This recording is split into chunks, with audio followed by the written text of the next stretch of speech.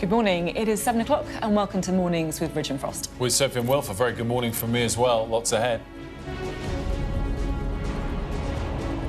Iran's Deputy Foreign Minister tells Sky News the US will face another Vietnam if it puts boots on the ground. They are doing this because they are so drunk of power.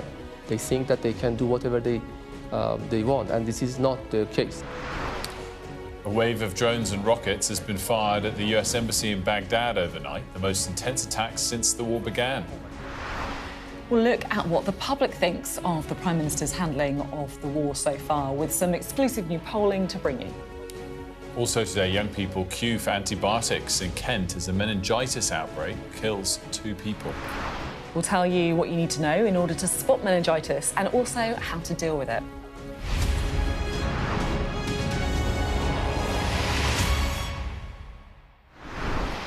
Good morning to you and welcome to the programme. Well, throughout the conflict with Iran so far, it's been very hard to tell what's going on inside the country. Internet access is limited, and so getting a sense of what is actually happening there has been hard. But it's important to understand what life is like since the war began and also how the Iranian government is responding. Now, our international affairs editor, Dominic Waghorn, is inside Iran and he's been speaking to the Deputy Foreign Minister, Dr. Saeed Khatibzadeh. He's warned the US that it faces another Vietnam if it puts boots on the ground in this war. Here is Dominic's report from Tehran. In Tehran, a new era has begun, of sorts. Not the one America or Israel wanted. The Ayatollah is dead. Long live the Ayatollah, his son. Iran's airspace closed. We came overland, among the only international journalists currently allowed in, to witness the impact of this war on the ground as it continues to escalate. In an exclusive interview with Iran's Deputy Foreign Minister, an ominous warning as speculation grows that America may next send in troops. Even suggesting that a foreign country can put boots on the ground of another country, invade another country, occupy the land of another country, is something very much rogue, very reckless, illegal, and against all international law. There are thousands of US Marines on the way. What happens if they get used, do you think? We defend. What does that mean, though, for these Marines if they were to land in Kharg Island? Just read what happened in Vietnam. I hope that wisdom prevailed and diplomacy prevails on the other side. They understand that those who drag them into this war can drag them into also a quagmire for them. The government still seems in control here, but while the new supreme leader's face may be everywhere, he's not been seen yet. Have you seen him? Is he okay? Is he well? Any information about his welfare? I'm not in the business of speculations. You know that. We are just working by facts. He's healthy. He's in charge. And he's doing whatever is supposed to be done by him. Why haven't we seen him? Because the war is happening, and because the moment that he or his office decides to do that, they will do that. Across the capital, across the country, Israeli and American airstrikes are leaving deep scars.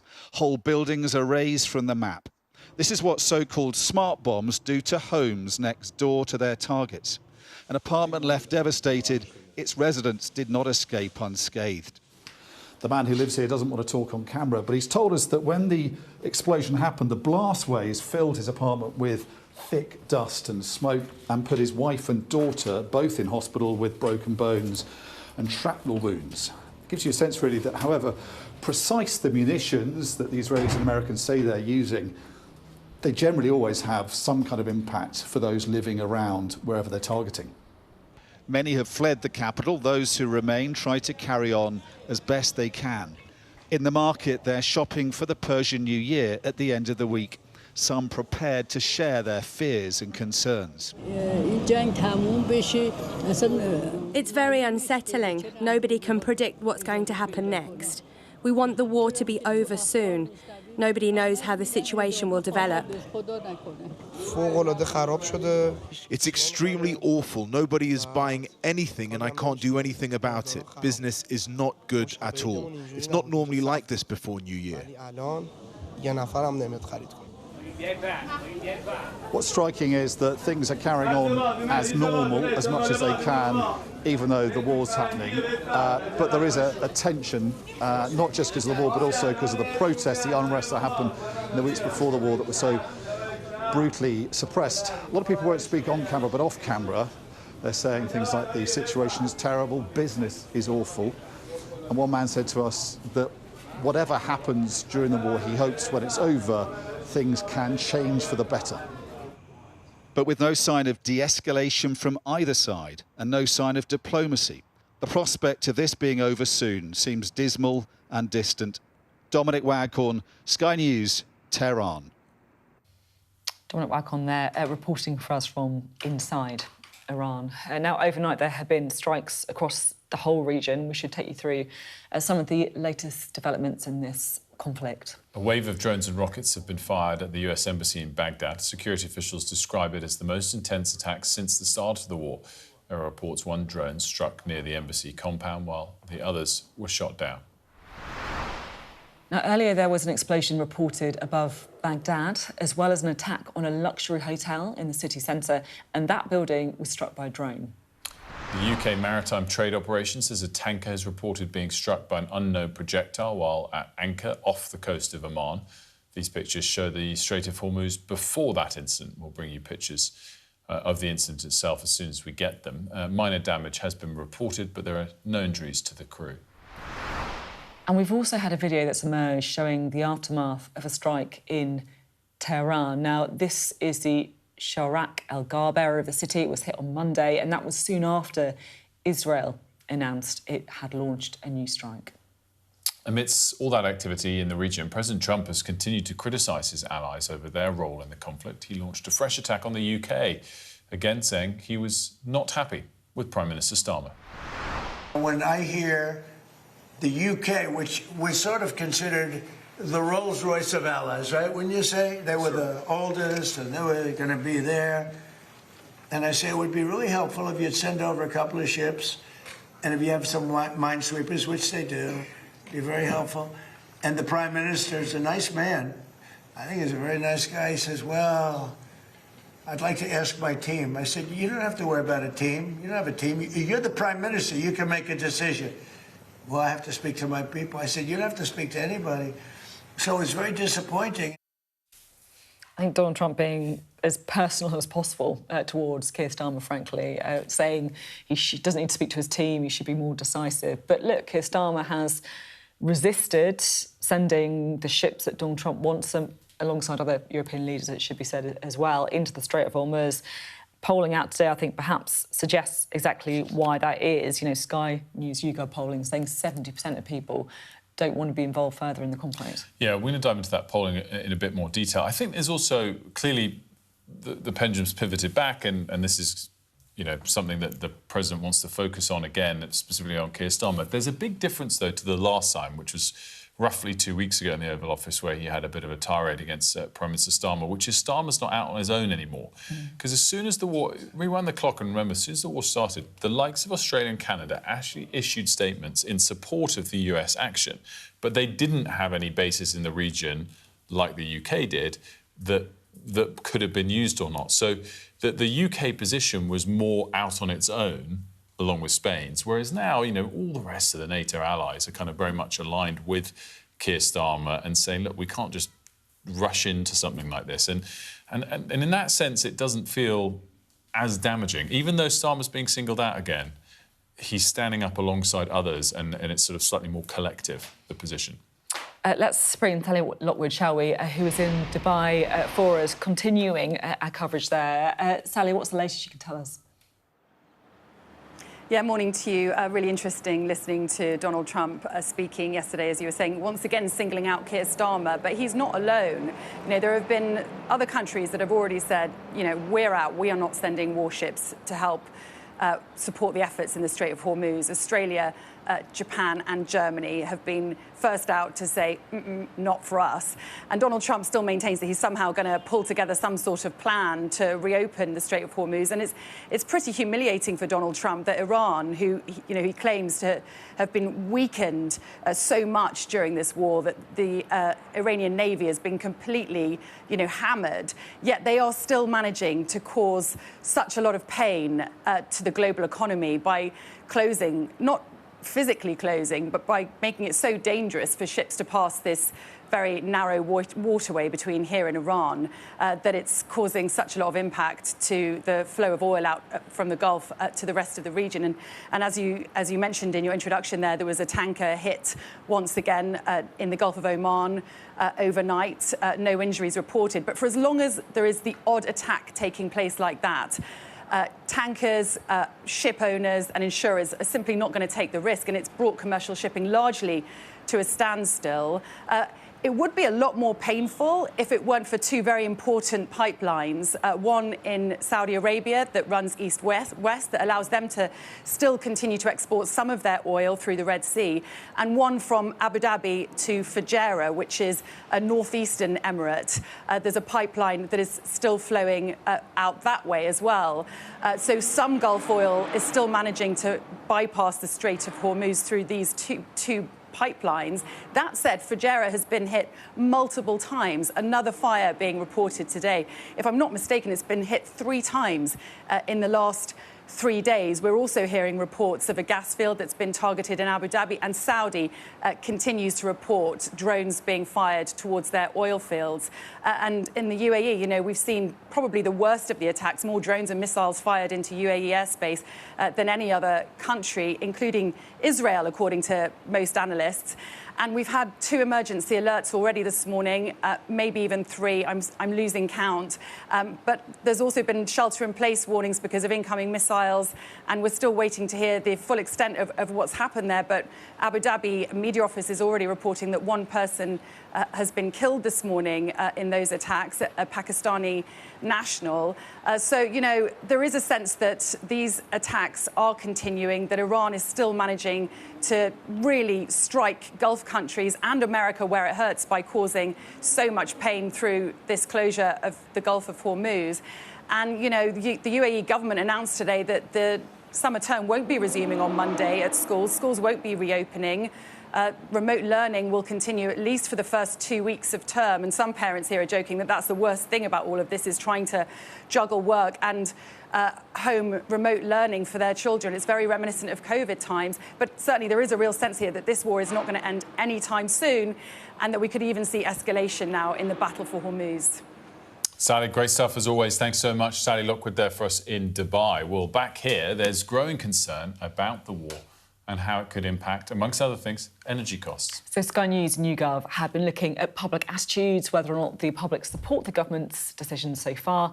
Here's our political correspondent Rob Powell diving into it. So more than 2 weeks into the Iran war, what do voters make of it and how the government has reacted to it? Well, YouGov has been polling over the last few days, and it shows that people are very sceptical still. If you look at that central question of whether Donald Trump was right to go in and take military action, just 18% of people say he was right, 57% say he was wrong, slightly up on data from the start of the war, suggesting people are getting more critical, if anything, not less. Now, if we break that down by party, you can see amongst people who voted Labour in 2024, just 10% support military action. Tories is a bit higher, but not massively higher. And that's despite Kemi Badenoch making more positive noises about the strikes. Now, Reform has the highest figure at 49%, just under half there. Now, on that question of whether the UK should get more involved, whether the UK should join offensive military action, it's even more clear-cut. 70% oppose the UK being more involved, 17% support it. Given that, you might think that people quite like the Prime Minister's quite hands-off approach. Not really. 37% of people, just 37%, think that he's responded well. 41% think he's responded badly. Similar to polling from 2 weeks ago, maybe an indication of the Prime Minister's broader unpopularity with the public right now. That said, amongst Labour voters, 59% say that he's doing well. Now, YouGov have also been asking about energy price support and whether the government should step in if the conflict leads to higher energy prices, on whether action should be taken to help the least well-off. This is the data. 84% of Labour voters say yes, just 61% of Conservative voters say yes, 57% of Reform voters say yes. But if we ask that same question, but for whether energy prices should be lowered for all voters, for everyone, not just the poorest, look at this. The Labour figure there stays about the same, but the Tory and the Reform figures, they go up massively. So strong support there, but only if everyone gets some help.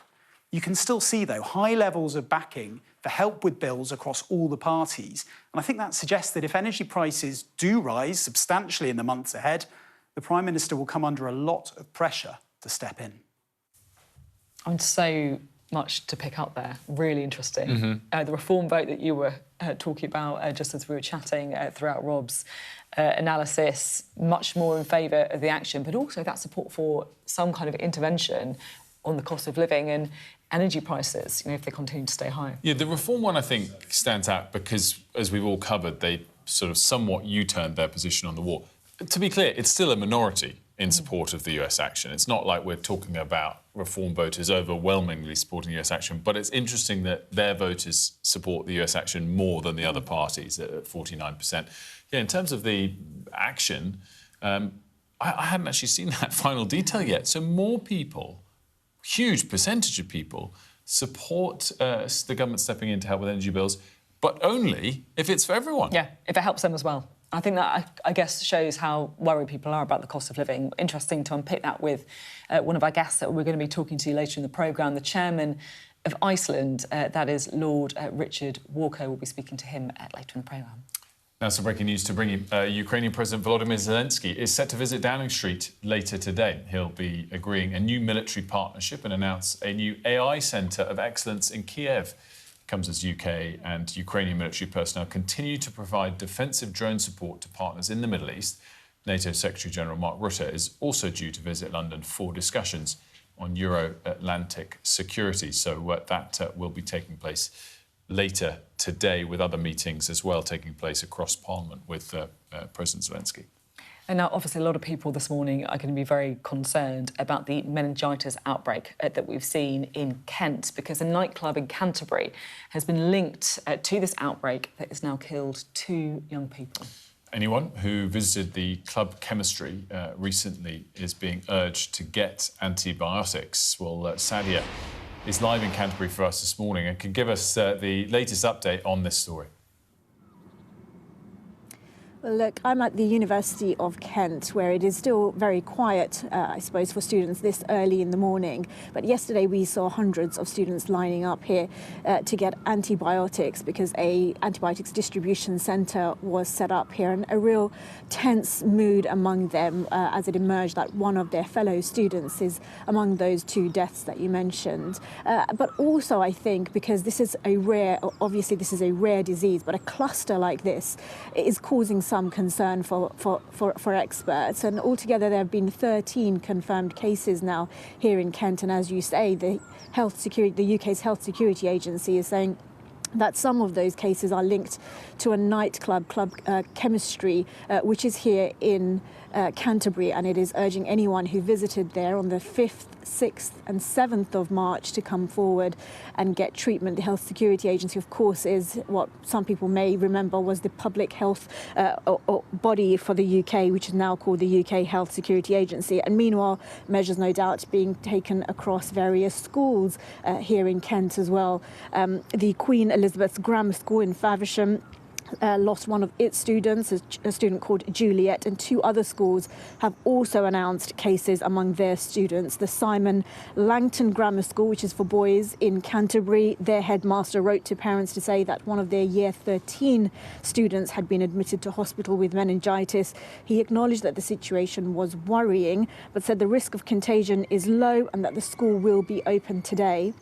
The North Natchball School in Ashford has also said that one of its students has been impacted. The school said no additional measures are being needed beyond being vigilant for the symptoms of meningitis. Meanwhile, here at the university, a second day of antibiotics distribution is expected.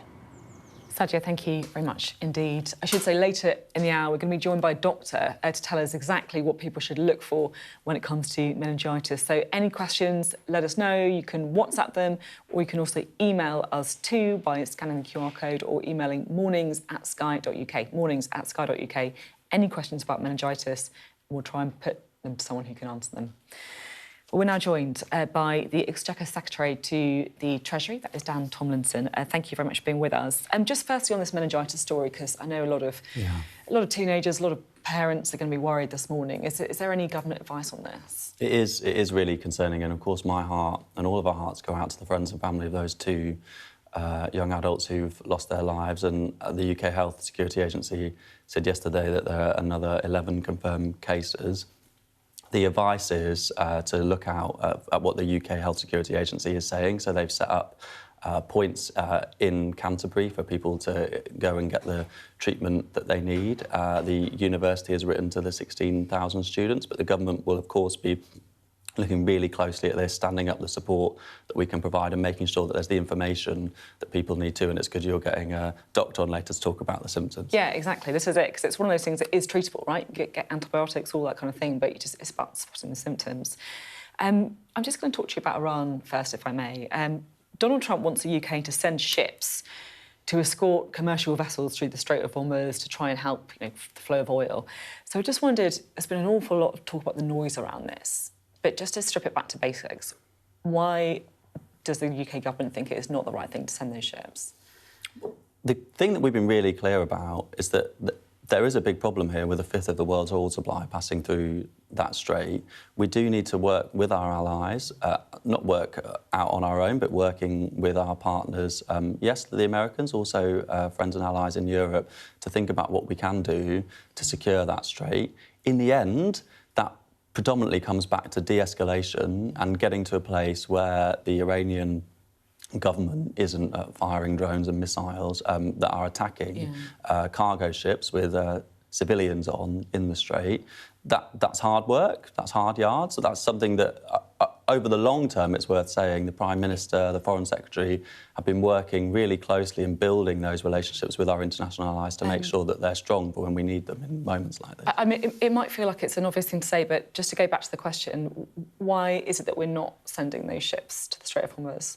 Well, I'm not going to preempt what the Defence Secretary or the Prime Minister may or may not decide to do in the coming days and weeks. Is it because we're worried about it's dangerous, right? Is that why we might be fired on by Iran if we do it? Well, let's be clear that it is dangerous. There are civilian ships in the Strait of Hormuz at the moment that are being fired on by the Iranians. That's why we've seen oil prices spike. It's why we've had that blowback onto our shores. And is that why we don't want to send the ships? Because we put, our men and women at risk as well. Well, the big picture approach of the Prime Minister in the last 2 weeks has been to put the national interest, but the safety of British people in the Middle East, but also here in the UK first. We're not rushing to engage in this war. The Prime Minister was clear that he didn't want to be part of trying to change the regime in Iran from the skies, and I think that approach is being vindicated over time, and I'm sure that he will continue, and the Foreign Secretary, the Defence Secretary will continue to work closely with allies to think about what more we can do to secure the strait and to get the oil flowing again. I'm, as the Treasury Minister, thinking really closely about the impact on our shores in terms of people's finances, both the public finances, but also the cost of living. That's why it's good the government's been stepping in on oil, for example, recently. Yeah, I'm keen to talk about the Rachel Reeves lecture as well, but just on Iran for a moment, because the polling shows your position is actually popular, right? We've got Sky News YouGov polling 70%, so they don't want the UK to get more directly involved in Iran. But here's the thing, only 37% say Keir Starmer's done well, 41% say he's done badly. Are we seeing that classic thing in polling, where when a leader is unpopular with the public, they might like the individual policies, but as soon as they find out who they're attached to, they don't like them anymore? I haven't seen the detail of that polling, but I do think it's a reasonable and mainstream view across the country, across different groups, to think that we shouldn't be rushing to engage in war. And I would say that Kemi Badenoch and Nigel Farage, who seem to be flip-flopping on this all the time, they were quite gung-ho early on. I don't think they were thinking carefully enough about the impact both on security but also, crucially, on the economic impact of people here in the UK. I think the Prime Minister has taken the right decision. And look, big picture, the government has taken a whole range of decisions that have been tough. They've been the right decisions since we've been elected, increasing taxes in the budget, but doing that in order to fund our public services, in order to get borrowing down, in order to mean we've had six interest rate cuts since the general election, supporting people with their finances. I'm confident that those decisions will pay off in the long term. Rachel Reeves is giving her kind of May lecture later, which is this kind of big picture event. It's a chance to see her philosophy. It's quite interesting to see that she's going to be talking about closer ties with Europe. I mean, given, I guess, what many would see as a bit of a capricious US president, is that more important than ever? It's definitely important to make sure we're deepening and strengthening our ties with the European Union. We're looking at what we can do on energy, we're looking at what we can do on food standards, and I'm sure the Chancellor will have more to say this afternoon about the scale of her ambition and the ambition of the government as a whole. And look, people said that we couldn't have a productive relationship with the US and with the EU, but we've managed to secure and make progress on trade deals with both of those really significant blocks. I'm not sure you should be talking about how great the relationship with the US is at the minute, maybe. Different people will say different things at different times, Sophie, but if you look behind the words that are said day to day, we've got a really significant defence and security partnership with the Americans. There's a massive trade between our two countries. The depth of our partnership will definitely persist over time, and it's definitely worth focusing on. She's also talking about AI and saying that we should be one of the fastest adopters of AI. Obviously, there are benefits to AI, but there are risks to AI as well. Do you accept that there'll be job losses? In the vast history of the UK economy, when big shocks come, when you have the Industrial Revolution or big changes in the technology that people use, there are changes to the amount of jobs that happen in the economy or the types of jobs that happen. But you don't see job losses overall. And actually, if you look at the next 5 years, the Office for Budget Responsibility say that employment is going to increase in every single year of their forecast. And what we need when new technologies come is not to run away from them, but to make sure that we're embracing them, that we're getting the benefits and they're not flowing to other countries and to other companies that aren't based in the UK. And then that means there's more opportunity for, if AI does mean that a particular company, rather than hiring 10 people, can hire 6 or 7, that those 3 people that would have otherwise been hired have got new opportunities to go to. That economic change is always happening in economies, of people moving jobs all the time. I think AI could mean that happens more often and there is more change. That's why it's right that some people will lose their jobs, obviously. I mean, that happens with every change, right, doesn't it? I mean, well, and that is why it's right that the government is coming forward with plans to support people to have training to be able to use AI more effectively. We've got programmes that just yesterday, the Work and Pension Secretary was setting out he wants to help young people to be able to get into work and into the labour market. Yeah, can I just ask you finally on energy? Because with everything that's going on in Iran, there's so much concern over the cost of living. What was quite interesting in the polling that I referred to earlier is that people overwhelmingly support intervention to help people with energy bills. But they particularly support it if it's universal, as in not just the poorest families, if it's for everyone. The reporting that I've read suggests that the government is looking at only intervening to help the poorest. Is that correct? Well, so far, we've seen in this crisis, in the last 2 weeks, there's been a big spike in the cost of oil used to heat homes. A relatively small share of people across the country as a whole heat their homes in that way. The government has stepped in with this £50 million package, and we don't yet know the full impact of this crisis on people's bills. In April, when the next energy price cap change happens, just in a few weeks' time, people's energy bills are going to fall. They're going to fall by an average of £117 because of the reduction in bills that the Chancellor announced at the budget. The next price cap will come in June, and of course the government will be looking really closely at the size of any changes that will happen, and we'll be thinking about... step in if necessary. Is that the idea, or...? Well, we need to have a look at the situation as it develops. It could be that things change very quickly on the upside, or it could mean, or we could see that the higher oil and gas prices persist. Big picture here, we have to make sure that over the long term we're investing in our energy security here in the UK. There's a role for oil and gas in that, but there's got to be a role of getting ourselves off of that roller coaster, making sure we're investing in clean technology, nuclear, wind and solar as well. That's the route to lower bills for the long term, Sophie. We're out of time. Thanks very much indeed, Dan Tomlinson there. Stay with us because after the break we're going to bring you up to speed on the attacks in Iraq overnight. We'll also be talking about the meningitis outbreak that we've seen in Kent, talking to a GP about it and answering some of your questions about the warning signs to look out for.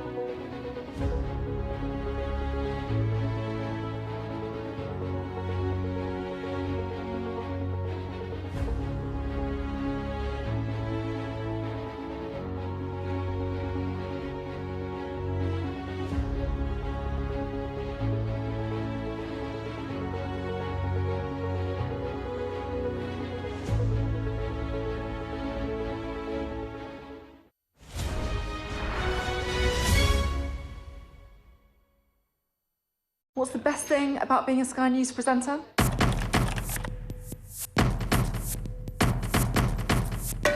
We've done the work and the reading, so you don't have to. Being a Sky News presenter. Hello and welcome. Westminster, the heart of British politics. I'm so sorry about what happened to you. So what on earth is going on? It's not true. Can I tell you what I think is really unusual? Mornings with Roger and Frost. Let's crack on. Let's get started. What's the best thing about being a Sky News journalist? Who's funnier? Being a Sky News journalist. A special edition of The World with me, Yalda Hakim. Pakistan has the right to respond. You're like, what? A historic day here today. Congratulations, this is a huge moment. But what happens now? Button in my brain. Thanks for being with us this morning. Let's bring you up to speed, shall we, on the very latest on the war in Iran that's been happening overnight. A wave of drones and rockets have been fired at the US Embassy in Baghdad. Security officials describe it as the most intense attacks since the start of the war. There are reports of one drone struck near the embassy compound while the others were shot down. And earlier there was also an explosion reported that you can see there on your screens. This is above Baghdad, as well as an attack on a luxury hotel in the city centre. That building was struck by a drone. So what we're seeing is really an intensifying, I think, if anything, of the strikes multiple countries across the region that we've become so used to since the conflict began. Yeah, and we also earlier in the programme spoke about a lot of the headlines that came out of a press conference President Trump held yesterday as it related to comments he made towards Keir Starmer. I think the other thing that emerged across the day yesterday was that the President's planned trip to go to Beijing to see Xi Jinping, which was expected for later this month, is now all but confirmed to be postponed for at least a month. The excuse, the reason being given is he wants to stay in the US to focus on the war of Iran. I'm sure that is very much a factor of it. I think it does also reveal a bit of tension between the two sides, specifically because of this war. So that very high-profile trip from President Trump to Beijing postponed for at least 30 days. Let's talk again, shall we, about this outbreak of meningitis in Kent. What exactly is it? Who is at risk of it? Well, look, the symptoms can develop very suddenly, and I'm going to just show you some of them because, look, this is all important. It's treatable, but you've got to know what the symptoms are. The first one to talk about is a sudden fever, sudden onset of a high fever, something to look out for. And another one, this is the famous meningitis rash. So it's fast-spreading. It doesn't fade when it's pressed with a glass, but it is important to say that you might not get the rash, right? It's a key indicator that it might not be there. Also, look out for a headache and a stiff neck, particularly if it's a severe headache, if it's a worsening headache. And other early symptoms of the disease include vomiting. It can resemble a hangover, frankly, but you should also look out for muscle pain, even seizures. Important to remember, you might not experience all of these symptoms and they can develop in any order as well. But look, it is treatable by antibiotics. There's also a vaccine too, but really important to recognise those symptoms as quickly as possible. Absolutely. Let's talk more about this in this little mini outbreak with Dr. Raj Arora, who joins us now. Very good morning to you. Thanks for joining us. Sophy broke down there some of the things to watch out for. What do you think could be causing this what sparked a sudden outbreak of this? So I think there's a number of things to consider. So, you know, we can see that there's normally what we would call low immunity. So in the age group that we're looking at, they may not have been exposed to natural immunity with this particular strain of meningitis, which we think is most likely to be MEN-B, meningococcal B group. But they also may not, well, have not, if it is meningococcal B, had the vaccination for that. So they, the younger group, the age 14s onwards, are eligible for the meningitis ACWY vaccine. But if this outbreak has been caused by meningitis B, meningococcal B, it will not have been covered in that age group. So it'll be those who are, under 1 year old who have that vaccine. So considering if that's the outbreak and you haven't got exposure to it, you're more likely then to obviously get it, spread it and transmit it, especially when you're in close contact, you're mingling, at university. It can be passed on by, sharing drinks, vapes as well, close contact as well. Yeah, so I think what's happened in the last kind of almost few minutes is that some of those cases have been confirmed as MEN-B, as you expected, right? There we go. And the fact that you said that a lot of these students won't have been vaccinated against meningitis B feels like a really big deal. I mean, if you haven't been vaccinated and you're worried, are you able to get that vaccine now? So you can get it. I can see what you're saying, so it would sound worrying, but all vaccinations are basically that vaccination protocols are decided based on the vulnerable group at risk. And so when we look at meningitis B, actually the most vulnerable group is babies and young children, which is why it's given to that age group. The meningitis ACWY is more in tune with the older group, so, the teenagers and young adults. So that's why the meningitis B has not been given as a routine vaccination and rollout. But you can still get it. You can get it privately. So if you're somebody who, if you're a parent, you're worrying about your children, or if you're a young adult who hasn't had the meningitis ACWY, first of all, in the school rollout, you can still ask your practice nurse in the GP surgery for that. You're eligible up to the age of 25 on the NHS. But if you're somebody who's had that and now you want to cover meningococcal B, you can do that privately as well. That's really good advice. Even when you're talking about the older cohort, we're still talking about teenagers or people under 25? Yes, you'd get it at 14, you're offered it at 14 at school, but you can, if you've missed it, you can still get it up to the age of 25 on the NHS.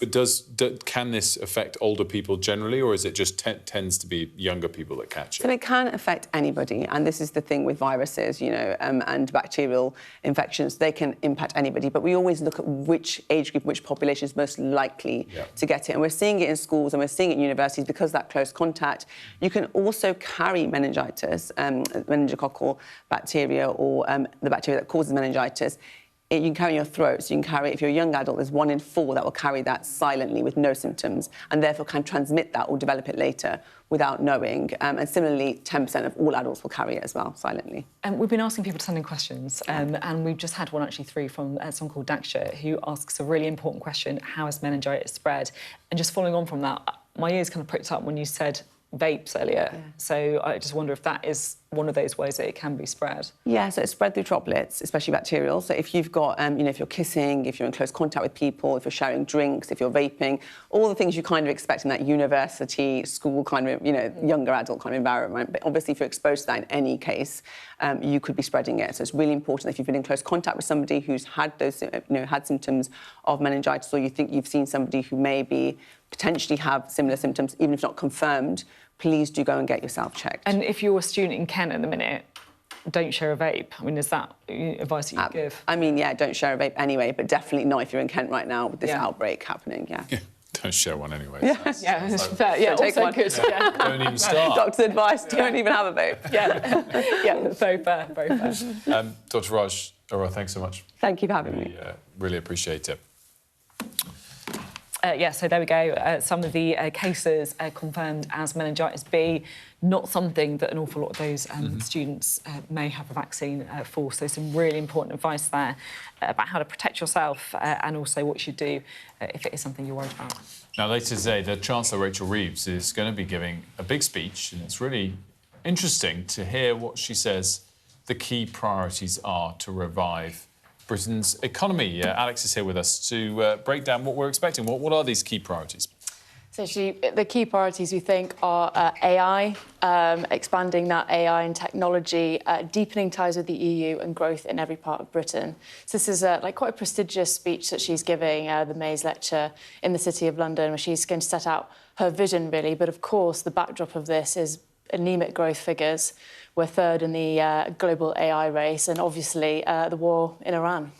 I'm really interested that she's going to emphasise the close ties with Europe, because it feels to me like this is something that Rachel Reeves has been edging towards a little bit for a while, like blaming low growth on Brexit previously, and now saying, look, it's one of my big priorities, closer ties with the EU. Does this mean you think that Number 10 don't see it quite as the politically toxic issue that it used to be? Quite possibly. I mean, the interview that she gave with the Times over the weekend was really interesting. She was saying that Brexit hasn't been good for the economy, that it's pushed up prices in the supermarket, which I think a lot of us are feeling. So it does feel like the government's inching closer and closer to saying, OK, let's get closer ties with the EU. And they know that that's going to be controversial. And the Conservatives are saying, well, you're just saying this to try and divert the blame away from your own economic policies, and that it's actually a sign of weakness to blame Brexit. But obviously, it's not the politically toxic issue that it once was. And I guess in what we've sort of had trailed in terms of the outline of the speech, we don't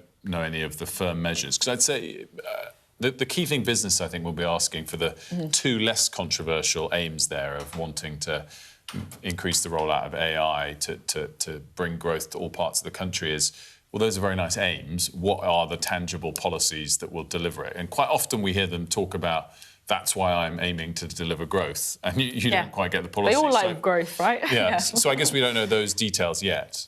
Not quite. I mean, again, yes, it does just look like a vision, and maybe talking about boosting the growth corridor in Oxford and Cambridge. It seems like she might talk a bit about that, but I think also just the circumstances. Is she going to be allowed to do anything that she wants to do, really? Inflation is probably going to spike quite soon, and oil prices as well.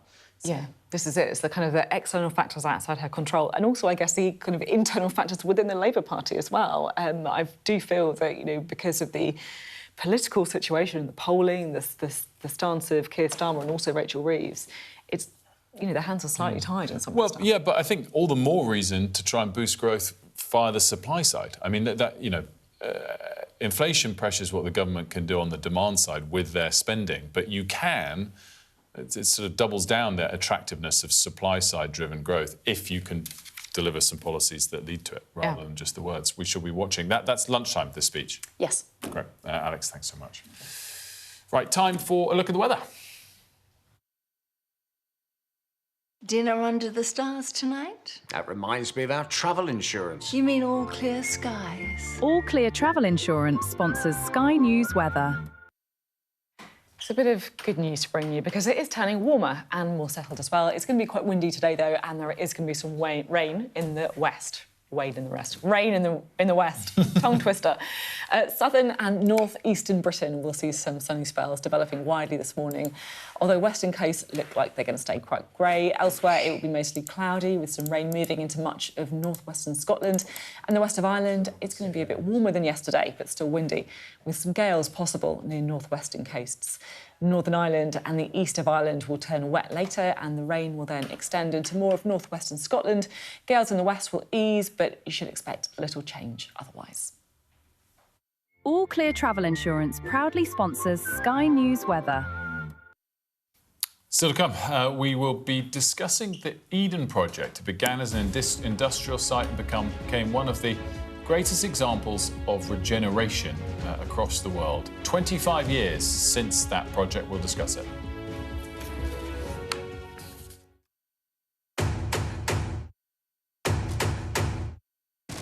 The cameras are poised here, there, everywhere. The day those present would never forget. First question, Sky News. Do you hate the thought of losing to him? I hate the thought of losing to anyone. Historic day here today. They are pushing forward. They dash to the water.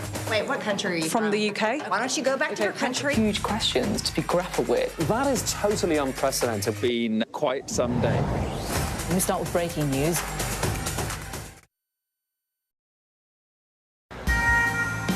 This is how you travel when the mafia wants to kill you. He's almost given up his own freedom, but that's the price he's willing to pay. Here, they don't just arrest and 'Ndrangheta mafia members, they also live among them. Time after time, I've seen the devastating impact of extreme weather and climate change. We don't have much snow at the moment. They've had a warm spring and exceptionally hot summer, and that means they're expecting to lose more than 3 times the amount of ice than they usually do. Flames are still forcing people from their homes and leaving many questioning their futures. Here was my life. We have nothing. I can't say anything, it's so sad. This disaster is testing the resolve of everyone on this island. The only way out now is by boat. Everything you see is devastated, and the misery being felt by people living here is repeated in towns and villages across Central Europe. Sky News, get the full story first. Turkey is burying its dead. The loss is profound. Whole families died in this collapse, generations wiped out. The violence has penetrated the heart of the city rather than being contained to the estates around the edge, and that speaks to the level of anger being felt here. In Sweden, police have seized a lethal stash. This is just a small sample of the deadly arsenal taken off the streets. This is an example of an advert, really. Anyone of any age could say, I'll do that for £1 million, and then have to go and shoot someone. Yes. I'm Siobhan Robbins, Sky's Europe correspondent based here in Berlin.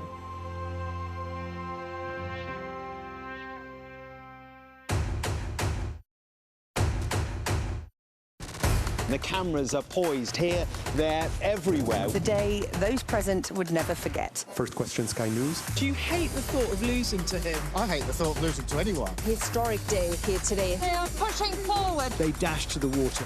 Wait, what country are you from? The UK. Why don't you go back to your country? Huge questions to be grappled with. That is totally unprecedented. Been quite some day. Let me start with breaking news.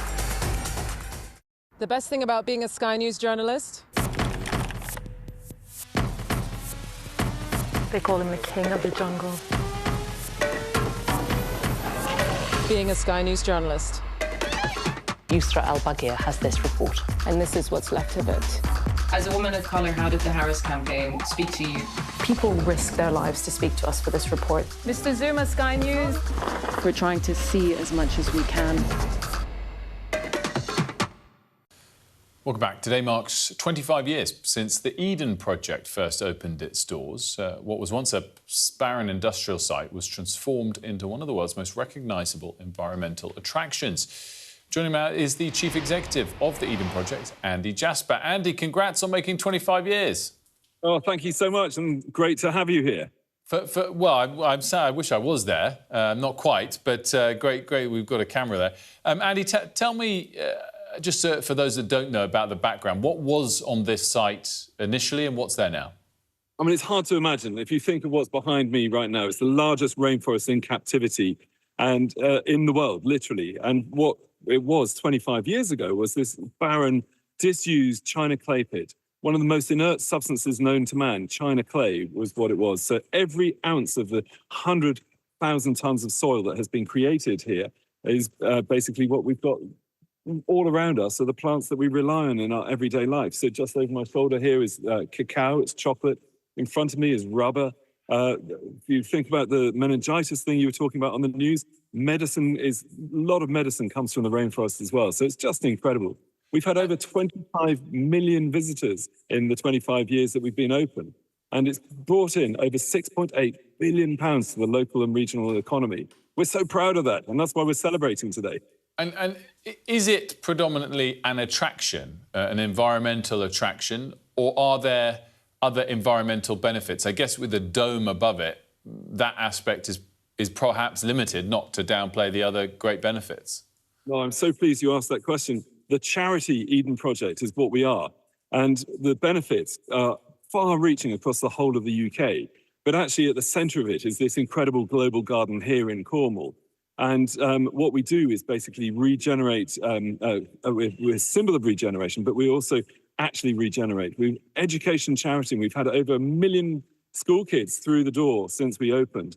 And actually now we're getting those people returning as adults, telling us, actually a lot of them are saying that their careers now in environmentalism or science and horticulture was inspired by their visit as a child here. And that for me just makes me feel so great. Do you sense the environment across the country has changed over the 25 years in terms of people's views towards environmental projects? I mean, I can imagine it sort of rose very, very strongly for the first decade or even 2 decades. Has it plateaued? How do you assess that? Yeah, if you think as a nation, we've become much more literate. If you think of it 25 years ago, even the word climate change was something that people were questioning. Now we know it's an absolute fact. And we also know that the things that we can do to innovate and change, take action and change the way that we behave and the way that we do things actually is phenomenal. So if you think around here, we've got geothermal energy. This biome is actually heated by putting cold water into a 5-kilometre deep pit, hole in the ground, and hot water comes out. It's just fantastic. So for us, there's a thing about innovation that we hope inspires the entire nation and all of our visitors. We also have our projects that we're developing around the UK. We've got things like the Eden Dock in Canary Wharf. We've got Eden Project Morecambe, which is an amazing kind of biosphere project with the realm of the sun, the realm of the moon, and the wonderful people of Morecambe are just itching to see that start, which will start a bit later this year. And then we've got Eden Project Scotland as well. It's just amazing. Talk me through the controversy around the Morecambe project and why you guys have found some heat there. I think it's because it's been a long project in the making. It's been about 10 years ago when the people of Morecambe came to Eden and they said, we want to see those impacts that you're having in Cornwall, in our economy. Can you come up and help? And we came up with the concept and we've got some funding ready for that project. And it takes a bit of time to get that kind of created. For us, the whole thing, though, is that just making sure that we're doing the absolute best we possibly can for Morecambe. And we have nearly all of the money in place right now. So it's all systems go. It's just fantastic. Andy Jasper, thanks so much for joining us. Congrats on 25 years. Thanks so much. Take care. What a backdrop for live. Yeah, but it's rather unfair. He said, thanks for coming. Well, we're not actually there, mate. Yeah, the crew, though. Yeah. The crew there. I didn't quite get to enjoy that backdrop. Not in person, anyway. We wanted to talk a little bit about football because the Premier League has issued its largest ever fine. It's charging Chelsea more than £10 million for making secret payments related to transfers between 2011 and 2018. They've also been given a suspended first-team transfer ban and an academy transfer ban. Now, many are questioning what this could mean for Manchester City. Could they face a huge punishment for their 115 charges? The club admitted making Chelsea had admitted making £47 million in secret transfer payments to unregistered agents and third parties between 2011 and 2018. Nice save there, by the way. Yeah, I know. Don't want to be sued by Man City. Decent lawyers they've got over there as well. Yeah, exactly. But no, just to clarify, obviously, that time period, 2011 to 2018, so this was during the Abramovich era, and it was under the previous set of rules, not the current PSR rules, the profit sustainability rules that apply today. Yeah. Now, at the risk of angering Chelsea fans, including our lovely podcast producer, who's a Chelsea fan, who we're all great fans of, £10 million, a suspended transfer ban, no sporting sanctions, despite, something that clearly would have given them a sporting advantage.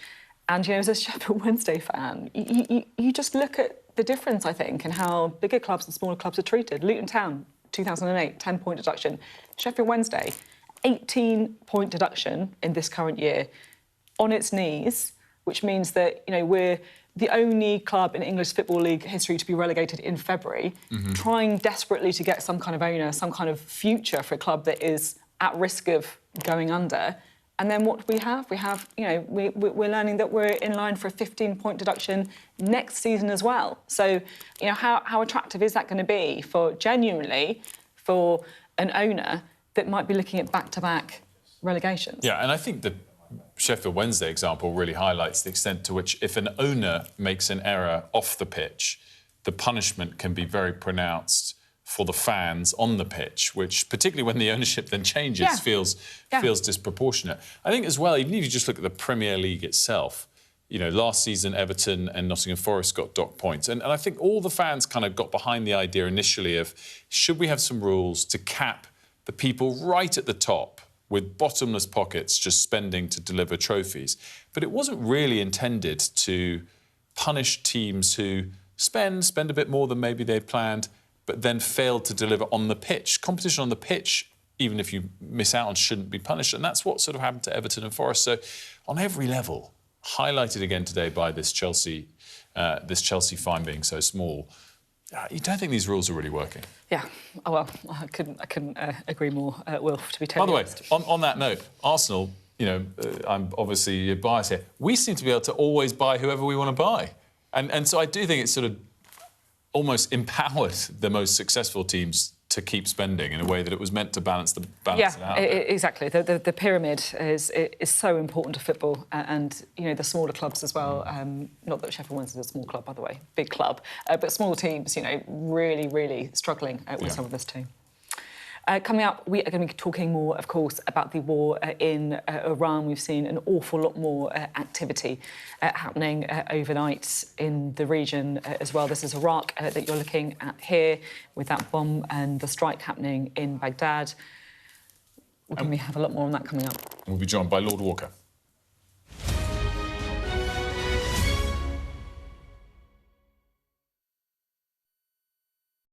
The best thing about being a Sky News journalist? I'm going to take you behind the scenes here for Election Night Live. They have gone up and up. Being a Sky News journalist. Ed Conway, Sky News, is anyone going to talk to us? Mortgage rates did go up very sharply during your time in office. Here it is. First off, just the scale of what we're looking at. Our data shows it's been happening. Question is, why it hasn't been stopped.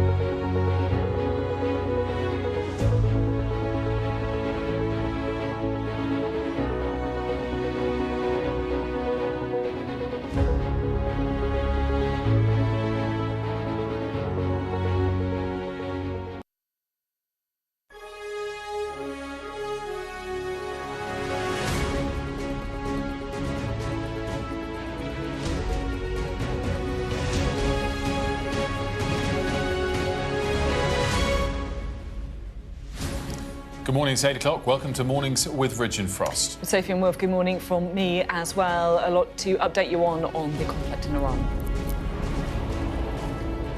Iran's Deputy Foreign Minister tells Sky News the US will face another Vietnam if boots are put on the ground.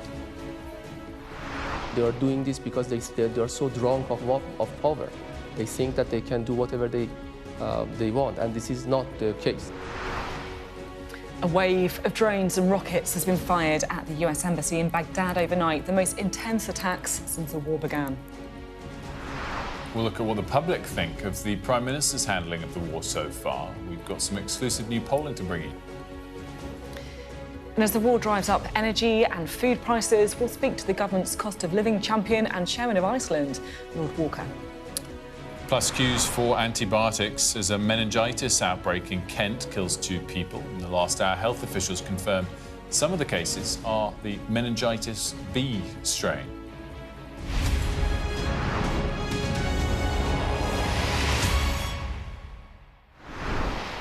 Good morning, welcome to the programme. Throughout the conflict with Iran so far, it's been really hard to tell what's going on inside the country. Internet access is limited, so getting a sense of what's actually happening there has been hard. But it's important to understand what life is really like since the war began, and also how the Iranian government is responding. Now, our international affairs editor, Dominic Waghorn, is inside Iran. He's been speaking to the Deputy Foreign Minister, Dr. Saeed Khatibzadeh. He has warned the US that it faces another Vietnam if it puts boots on the ground in this war. Here's Dominic's report from Tehran. In Tehran, a new era has begun, of sorts. Not the one America or Israel wanted. The Ayatollah is dead. Long live the Ayatollah, his son.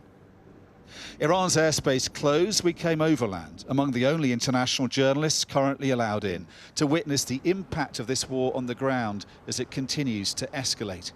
In an exclusive interview with Iran's Deputy Foreign Minister, an ominous warning as speculation grows that America may next send in troops.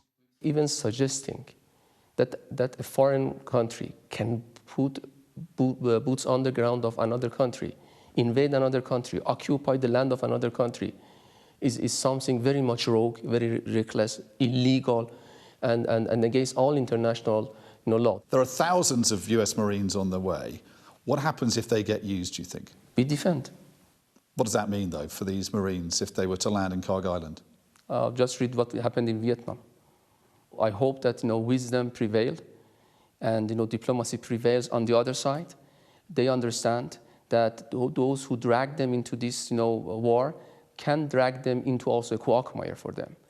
The government still seems in control here, but while the new supreme leader's face may be everywhere, he's not been seen yet. Have you seen him? Is he okay? Is he well? Any information about his welfare? I'm not in the business of speculations. You know that. We are just working by facts. He's healthy, he's in charge, and he's doing whatever is supposed to be done by him. Why haven't we seen him? Because the war is happening, and because the moment that he or his office decides to do that, they will do that. Across the capital, across the country, Israeli and American airstrikes are leaving deep scars. Whole buildings are razed from the map. This is what so-called smart bombs do to homes next door to their targets. An apartment left devastated. Its residents did not escape unscathed. The man who lives here doesn't want to talk on camera, but he's told us that when the explosion happened, the blastways filled his apartment with thick dust and smoke and put his wife and daughter both in hospital with broken bones and shrapnel wounds. It gives you a sense, really, that however precise the munitions that the Israelis and Americans say they're using, they generally always have some kind of impact for those living around wherever they're targeting. Many have fled the capital. Those who remain try to carry on as best they can. In the market, they're shopping for the Persian New Year at the end of the week. Some prepared to share their fears and concerns. It's very unsettling. Nobody can predict what's going to happen next. We want the war to be over soon. Nobody knows how the situation will develop. It's extremely awful. Nobody is buying anything and I can't do anything about it. Business is not good at all. It's not normally like this before New Year. What's striking is that things are carrying on as normal, as much as they can, even though the war's happening. But there is a tension, not just because of the war, but also because of the protests, the unrest that happened in the weeks before the war that was so brutally suppressed. A lot of people won't speak on camera, but off camera, they're saying things like the situation is terrible, business is awful. And one man said to us that whatever happens during the war, he hopes when it's over, things can change for the better. But with no sign of de-escalation from either side and no sign of diplomacy, the prospect of this being over soon seems dismal and distant. Dominic Waghorn, Sky News, Tehran. Dominic, their very rare report from inside Iran. More to come from him and team in the coming days. Now, overnight, there have been strikes across the region. Let's take you through some of the latest developments. Firstly, to Iraq, because a wave of drones and rockets have been fired at the US Embassy in Baghdad. Security officials describe it as the most intense attacks since the start of the war. And there are also reports that one drone struck near the embassy compound while the others were actually shot down. Earlier, there was an explosion reported above Baghdad, as well as an attack on the luxury hotel in the city centre. The building was struck by a drone. And to the Strait of Hormuz, because the UK Maritime Trade Operations says a tanker has reported being struck by what's been described as an unknown projectile while at anchor. This is actually off the coast of Oman. And the pictures you're looking at now show the Strait of Hormuz before that happened. We'll, of course, bring you any footage and pictures of the incident itself as soon as we get them. Minor damage reported, but no injuries, thankfully, to the crew. Meanwhile, videos emerged showing the aftermath of a strike in Tehran. The Shiraki Garb area of the city was hit on Monday, soon after Israel announced it launched new strikes. Now, amid all that activity in the region, President Trump has continued to criticise his allies, particularly, I think it's fair to say, at the UK, over their role or lack of role in the conflict. He launched a fresh attack on Keir Starmer again, saying he was not happy with them. When I hear the UK, which was sort of considered the Rolls-Royce of allies, right? Wouldn't you say? They were the oldest and they were going to be there. And I say it would be really helpful if you'd send over a couple of ships and if you have some minesweepers, which they do, it'd be very helpful. And the Prime Minister's a nice man. I think he's a very nice guy. He says, well, I'd like to ask my team. I said, you don't have to worry about a team. You don't have a team. You're the Prime Minister. You can make a decision. Well, I have to speak to my people. I said, you don't have to speak to anybody. So it's very disappointing. So just continued criticism, I guess, of Keir Starmer, and that particular dig, you know, sort of implying that he can't make his own decisions. He has to ask his team about what to do. Yeah, I thought it was very interesting. I think, as we mentioned last hour, you know, the Prime Minister has a lot more allies on his side on this than maybe 2 weeks ago when there was that last pointed attack from Donald Trump towards Keir Starmer. I guess, as we've been discussing with the polling, which we'll go into some more detail later, it's not playing too badly for Prime Minister Starmer domestically. The other thing, just to point out, that came out of comments from President Trump yesterday and earlier comments by Treasury Secretary Scott Bessent in Paris, is that Trump's meeting with Xi Jinping in Beijing is likely to be delayed by 30 days. It was meant to be at the end of this month. Scott Bessent was meeting the Chinese delegation in Paris to lay the groundwork for that, and it looks like because of the war in Iran, it will be delayed by at least 30 days. That very high, outside of this conflict, would have been an enormously high-profile meeting when foreign affairs terms, if and when that takes place, it'll be a little bit later. Let's bring in Sally Lockwood for us. She's been reporting from Dubai for us throughout the conflict. Sally, the strikes keep happening in the region. There's no sign of this abating. Yeah, not yet, Sophie, that's for sure. We've had at least 2 emergency alerts already this morning here in Dubai and a number of very loud blasts heard overhead. There's also been missiles reported in Abu Dhabi, and the Abu Dhabi media office is reporting that 1 death has occurred in Abu Dhabi already this morning. A Pakistani national has been killed in this morning's attacks, and this is happening every day, multiple times a day here in the UAE. But while we're obviously experiencing these attacks on the land, what is happening in the narrow waterway between here and Iran is definitely the focal point now of this war. Donald Trump singling out Keir Starmer there in his effort to try and get this international coalition together to come and force the Strait of Hormuz to be reopened. And obviously it's not physically closed. Iran is not blockading the Strait of Hormuz, but it's now so dangerous for commercial shipping to try and pass the Strait of Hormuz that it's brought international shipping largely to a standstill. And of course, you know, we've heard from several countries already who've said, you know, we're not interested in joining this war. We will not be sending warships to the Gulf to help secure the Strait of Hormuz. Australia, Japan and Germany already have come out and said an emphatic no. And you can understand why, because even if this international coalition is sent here to try and secure the passage for commercial shipping, there's no guarantee it'll work, because for as long as there's the odd drone attack on tankers in the region, which we're seeing almost every day at the moment, there was another tanker hit in the Gulf of Oman overnight, then ship owners and insurance are not going to risk making this crossing. So we'll have to see what happens in the coming days and weeks. But certainly, you know, if you look at the pattern of attacks that we've seen in the last few days, Iran is also now striking Fujairah routinely, which is a key port in the northeast of the UAE. And there's a major pipeline that runs from Abu Dhabi to Fujairah, which allows the UAE to bypass the Strait of Hormuz, and that's being targeted routinely. And Saudi is also seeing drone attacks most days towards their oil fields as well, because they're still also managing to bypass the Strait of Hormuz with a major pipeline that runs to the Red Sea in Saudi, so they're still able to get some of their oil out. But we'll have to wait and see what happens. There's certainly a sense here that this is not going to end anytime soon. This is not a quick fix for Donald Trump. It's going to be a real headache. It's a very powerful weapon for Iran. And the UAE has already announced today that they're going to be extending remote learning for schools for the first 2 weeks of the summer term. Schools were due to reopen on Monday. That's not going to happen. I think that's a clear indication that Gulf countries don't see this ending anytime soon. And certainly we're even potentially going to see escalation here in this battle for Hormuz. Sally, great stuff. Thanks so much, Sally Lockwood, for us in Dubai. Well, back here, there is growing concern, of course, about the impact the war will have on the cost of living. So we've got some really interesting polling that gives you a bit of an insight at public attitudes to the war. It's Sky News and YouGov. They've been looking at whether people support the government's decisions so far. Here's our political correspondent, Rob Powell.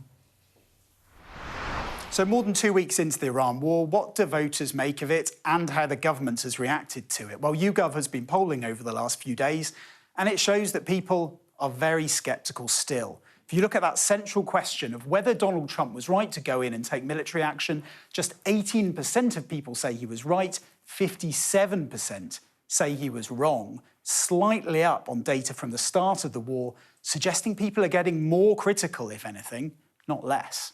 Now, if we break that down by party, you can see amongst people who voted Labour in 2024, just 10% support military action.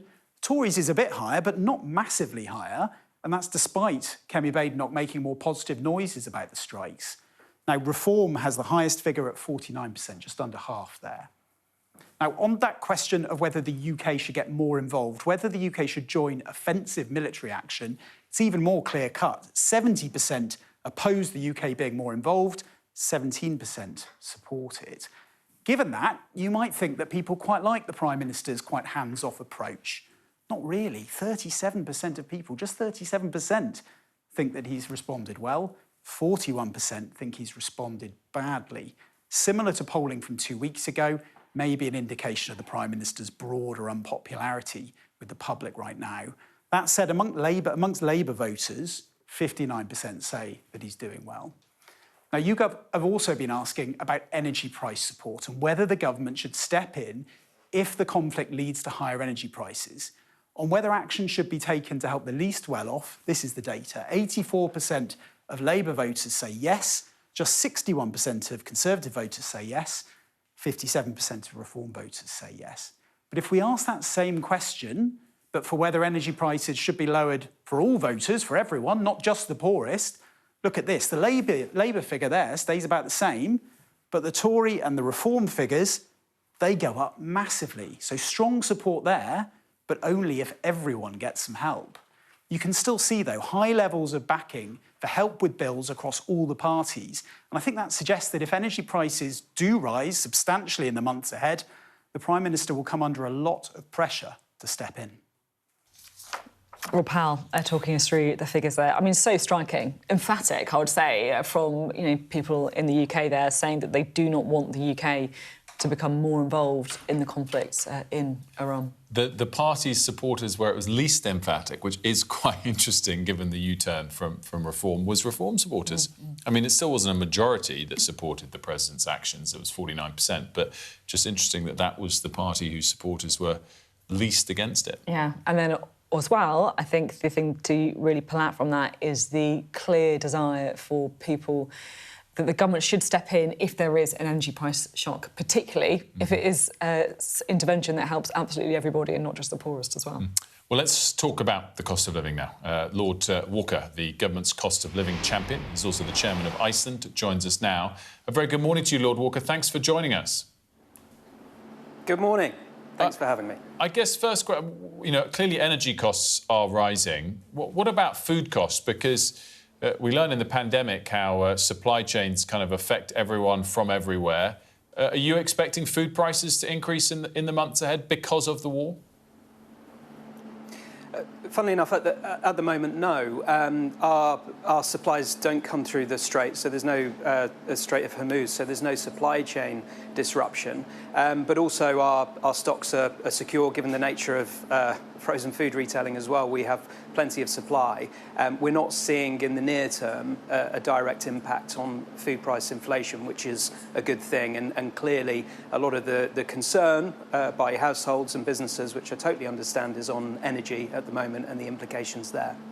Yeah, I'm so glad to talk to you this morning because we've spoken a number of times over the years, and for me, Iceland shoppers are people who are right, like many others, right at the front line of cost of living pressures, right? And I just wonder if you've seen any change in people's behaviour since the war in Iran, and also more widely, do you think, given events in the Middle East, the UK is now looking at the worst cost of living crisis since the Ukraine war? Look, undoubtedly, people, some of our customers, we serve 5 million customers a week around the UK, and some of them were struggling before the Iran conflict, struggling to make ends meet. But of course, the worrying concern now hasn't abated that, and people are worried about what might happen to energy costs in the future. However, it's a good thing, in the short term at least, that there is no need to panic. Fortunately, we have the household energy price cap. That's going to last until July.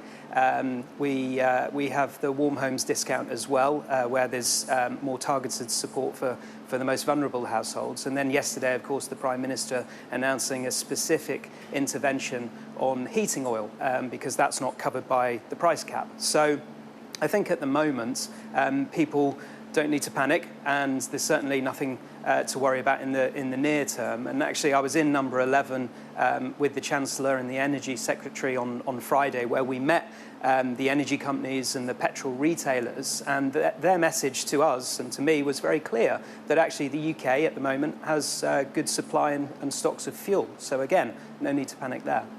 If this does prolong for weeks and months, do you think that the Chancellor should and will help people with their energy bills? Yeah, look, I think if a government is not there to protect its citizens, then what's it for? And of course, they're very cognizant that they may need to step in. That's what they announced yesterday, and that's what will be continually under review. And as the Prime Minister's cost of living champion, I'm going to be constantly in his ear to make sure that they don't take this off the top of their agenda. And I think, being in the supermarket business, a function of that is that you think about your customers 365 days a year. So we did learn lessons from a couple of years ago. There was a very blunt instrument of support that everyone, including people like me, benefited from. And I think now we can be a bit more nuanced and thoughtful in our approach and make it more targeted to the most vulnerable households, which again is what yesterday's announcement was on heating oil. I think the other thing as well since 2022 and the war in Ukraine is that There is a bit more resilience baked into the economy, a little bit more fiscal headroom. Obviously, finances are tight all around Europe, but at least we have a little bit more room to remove now to try and weather this. You, of course, used to be Conservative donor, and then you switched to supporting Labour under Keir Starmer. And when you announced your support for Labour, you said they were the right choice for everyone in business who wants to see this country grow and prosper. And I put the emphasis on grow, because we haven't seen very much of growth, have we? Let's be honest, it's been pretty pancake-like. What's gone wrong? Yeah, that's right. And when, at their manifesto, they promised to be the most pro-growth, pro-business government ever. They were their words. And that's why I want to be a player on the pitch as opposed to a commentator on the sidelines and make sure I can do everything possible to get them back to that agenda. You're right, growth hasn't been good enough. Do you think that they have... And there has been... Do you think that they have lived up to their promise then to be pro-growth and pro-grid business, or was there more to do?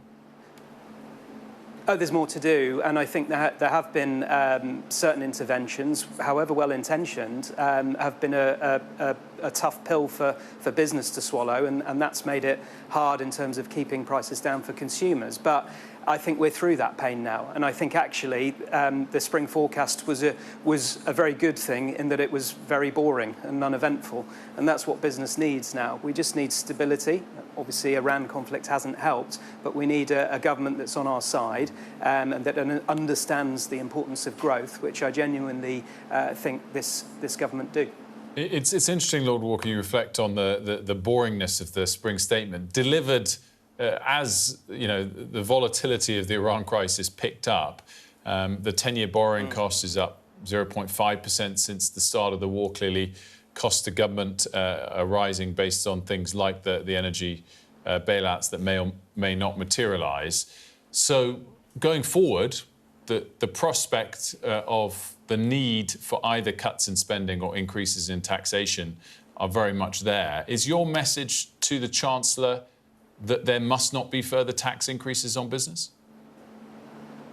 No, and as the cost of living champion, unfortunately, I don't have any direct handles on levers or tax policy, but I can certainly point the way. And I think we need a stable environment. We don't need any surprises, so that we can get on and plan and forecast and run our businesses the best possible way. But look, we're in difficult times, and I think everyone appreciates that. And it's clear that the world is a complicated place at the moment, and therefore the government and businesses and everyone in society needs to step up and do what they can to try and get the nation through this. You want stability. Does that mean stability in number 10 as well? What was that your message to Labour MPs who might be looking at those polling and thinking they fancy a change of leader? Yeah, totally. I mean, I'm an outsider guy who's come into Westminster, and it's so boring, all the machinations of, backbench MPs thinking what moves they might make and who comes next. We had a general election. We've got a leader who has an overwhelming mandate, and I think the general public outside of the Westminster bubble are just bored of these endless sort of games and leadership tittle-tattle. And he's going nowhere. I mean, that's the other point. The way the Labour Party works, they won't be able to get rid of him, and he doesn't want to go anywhere. So I know that he's got a resolve to follow through on his mandate that was given to him by the British public and just get on with the job, and that'll last until the next election, I've got no doubt. Has he told you that directly, that he's absolutely not moving? No, not in so many words, but having spoken with him and dealt with him, I know he's a man who senses the duty that he has and is absolutely determined to get on with the job. And I think part of that job is just to tune out some of the background noise and just deliver for the British people. And I can see that's absolutely what he's determined to do. Good to have you on, as always. Richard Walker there from Lord Walker, I should say. Give you a correct title. Always good to talk. Thank you very much. Now, a nightclub in Canterbury has been linked to the meningitis outbreak that's killed 2 young people there. Anyone who has visited Club Chemistry recently is being urged to get antibiotics. And in the last hour, the UK Health Security Agency has confirmed that some of those cases are meningitis B. That matters because not all the students will have been vaccinated against it. Our correspondent Sadia Chowdhury is live in Canterbury for us. Sadia, what are we learning?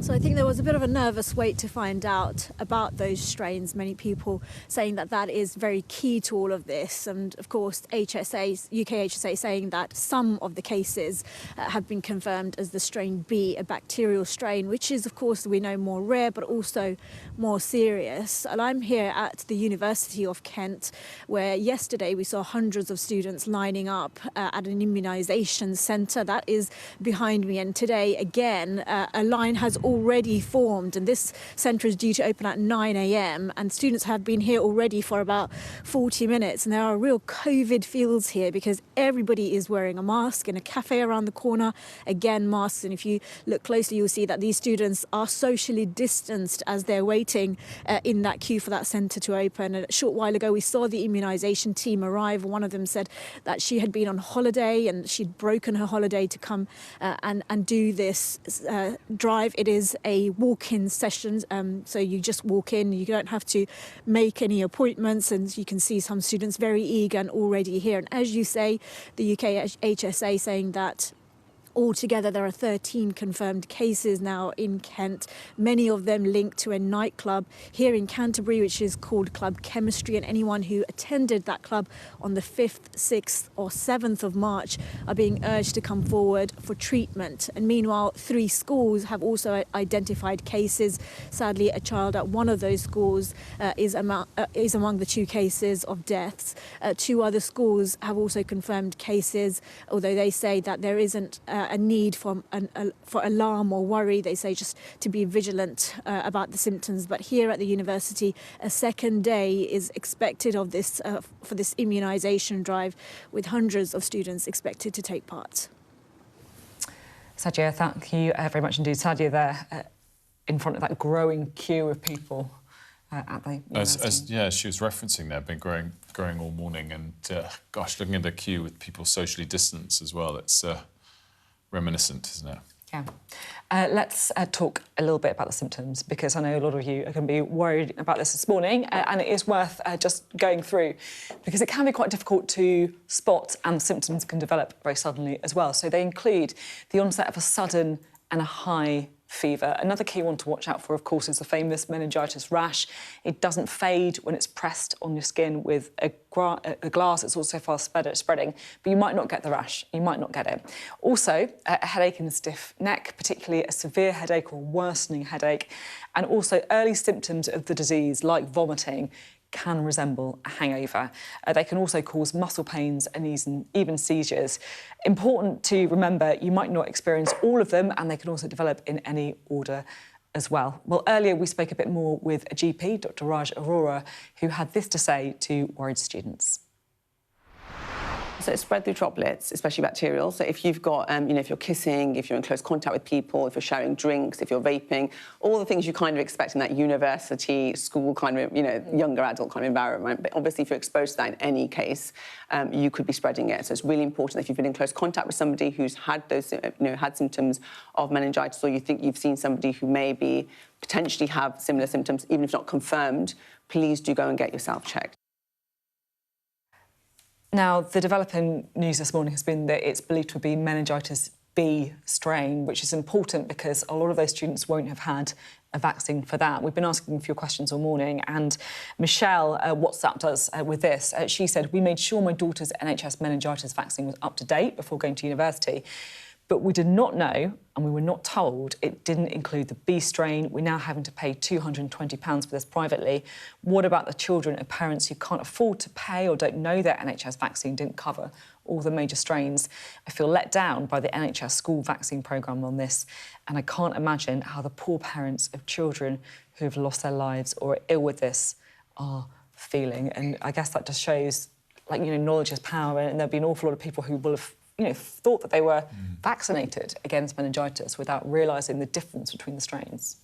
Absolutely. More on that to come with Sadia as well on site later this morning. We'll also have more on the Iran war. We'll be speaking to Professor Ali Ansari, who's the Professor of Iranian History at St Andrews University. That's next.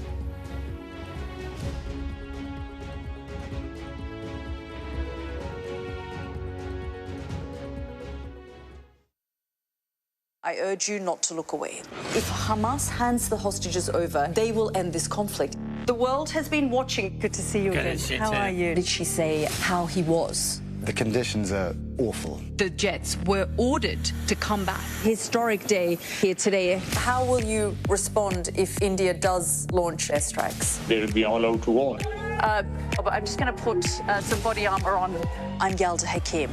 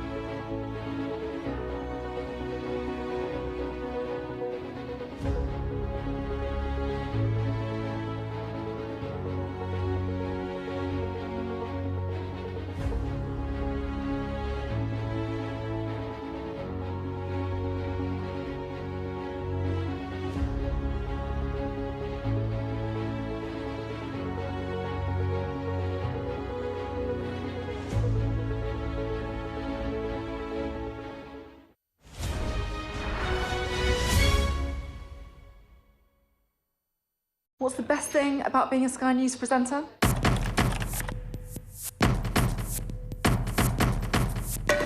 We've done the work and the reading, so you don't have to. Being a Sky News presenter. Hello and welcome. Westminster, the heart of British politics. I'm so sorry about what happened to you. So what on earth is going on? It's not true. Can I tell you what I think is really unusual? Mornings with Richard and Frost. Let's crack on. Let's get started. What's the best thing about being a Sky News journalist? Who's funnier? Being a Sky News journalist. A special edition of The World with me, Yalda Hakim. Pakistan has the right to respond. You're like, what? Historic day here today. Congratulations, this is a huge moment. But what happens now? Welcome back, and thanks for being with us this morning. We want to bring you an update on the latest overnight in Iran at 8:30. Well, a wave of drones and rockets have been fired at the US Embassy in Baghdad. Security officials describe it as the most intense attacks there since the start of the war. There are reports of one drone also striking near the embassy compound, while other drones were shot down. Earlier, there was an explosion also reported above Baghdad. You just saw it there, as well as an attack on a luxury hotel in the city centre, which was struck by a drone. Let's discuss the very latest in Iran now in more detail. Delighted to say we're joined by Ali Ansari. He's the Professor of Iranian History at St Andrews University. Professor Ansari, thanks so much for joining us. Great to do a deep dive and perhaps stepping back a little bit from the latest developments with you. My first question, a broad question, I guess, really about the situation before the war started. What portion of the population do you think are very clear supporters of the regime in Iran? Well, there are a number of estimates of this. I mean, I've tended to say about, if you look at the previous elections and the number of people who came out to vote, that probably around 20% of the population may be supportive of the regime. But you hear from others that it's actually lower than that it may be around 10%. But even, looking at those numbers, you're still talking about millions. I mean, it's not an insignificant number. And of course, a number of those are very well armed, unlike those in opposition. But most people would consider, and most people would assess, that about 80% of the population are against the regime as it stands, and not actually just seeking reform. Would actually rather the regime went away. That's how bad it is on a political level. And is it fair to say that the protests at the start of the year and how they were dealt with would have hardened opposition to the regime? And what about the war itself? Is that created opposition to the Americans and the Israelis and a bounce in support for the regime or not? Well, I mean, this is the interesting thing. I mean, I don't think you can see what's happening now, certainly in an Iranian context, outside the devastating slaughter that happened in January. I mean, I think that shocked an enormous number of people in Iran. So you saw, for instance, after the 12-day war last summer, a modest bounce for the regime. But I always said then it was quite modest. I mean, I think people read too much. I think that there's an element when we look at Iran, we think, what you see is what you get. It's not really. You have to really dig, as you say, beneath the surface.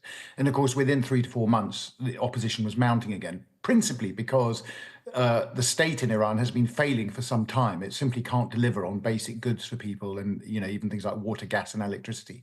And then, of course, it exploded at the end of December and January.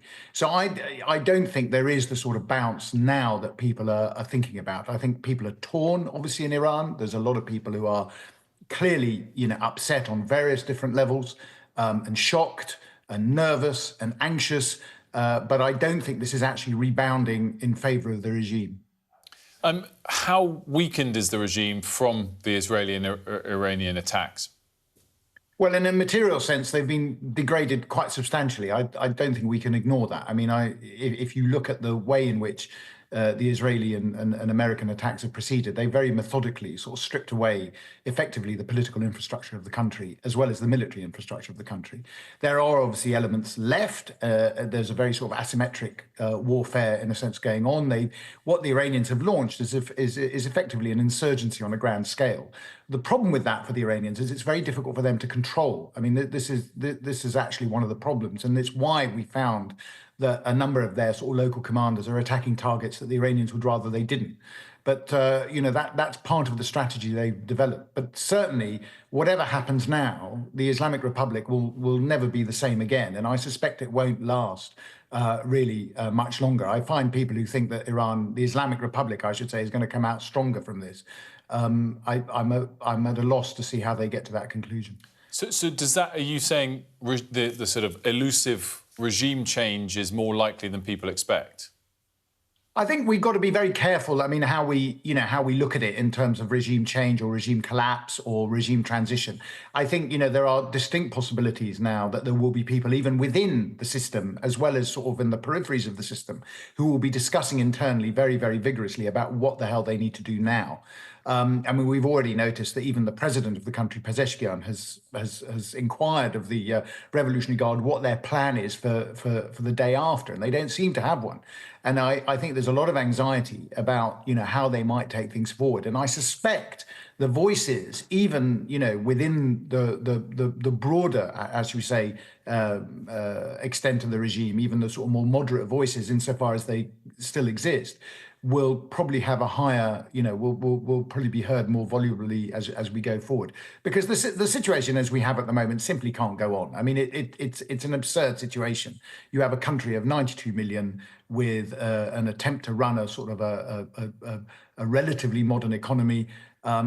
You're not going to turn it into sort of a mass insurgency in which everyone has to sort of basically, make ends meet on a very basic level. I mean, I think there will be demands in the population for something, certainly something better than this, and a settlement at the end of the day. Just finally, what if, which is clearly incredibly challenging, if there is some kind of change and there's a move to something that's more acceptable to the people going forward, what would be the shape of Iran in that in that type of environment? What type of people are there, and would they embrace Western ways? Would they be a different form of rival to the West? Well, I think you're absolutely right to say, I mean, in Iran, nothing is impossible and nothing is easy. So it's going to be tough.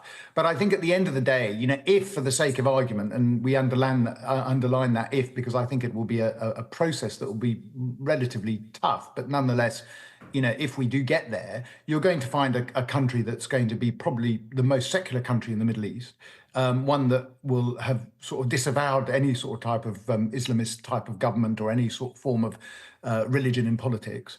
And, one would hope, certainly, in the ideal situation is that we develop some form of secular republic going forward. And, of course, there's a constitution there. I mean, there's a constitution there. All you need to do is to strip away all the Islamist elements of it. If people actually applied it, in its basic format, the republic, then there is something there that can be worked with. And Iran has 100 years of attempting to achieve this goal, so it's not like this is brand new. And Iran is not a country that was invented in the 1920s. I mean, I think we need to be aware of the particular context of the Iranian political experience and look forward to that in a sense. Professor Ansari, really interesting to have you on. Thanks so much for joining us. Thank you. Well, later today, the Chancellor, Rachel Reeves, is going to be giving a big speech. It's going to be interesting to hear what she says are her key priorities to revive Britain's economy.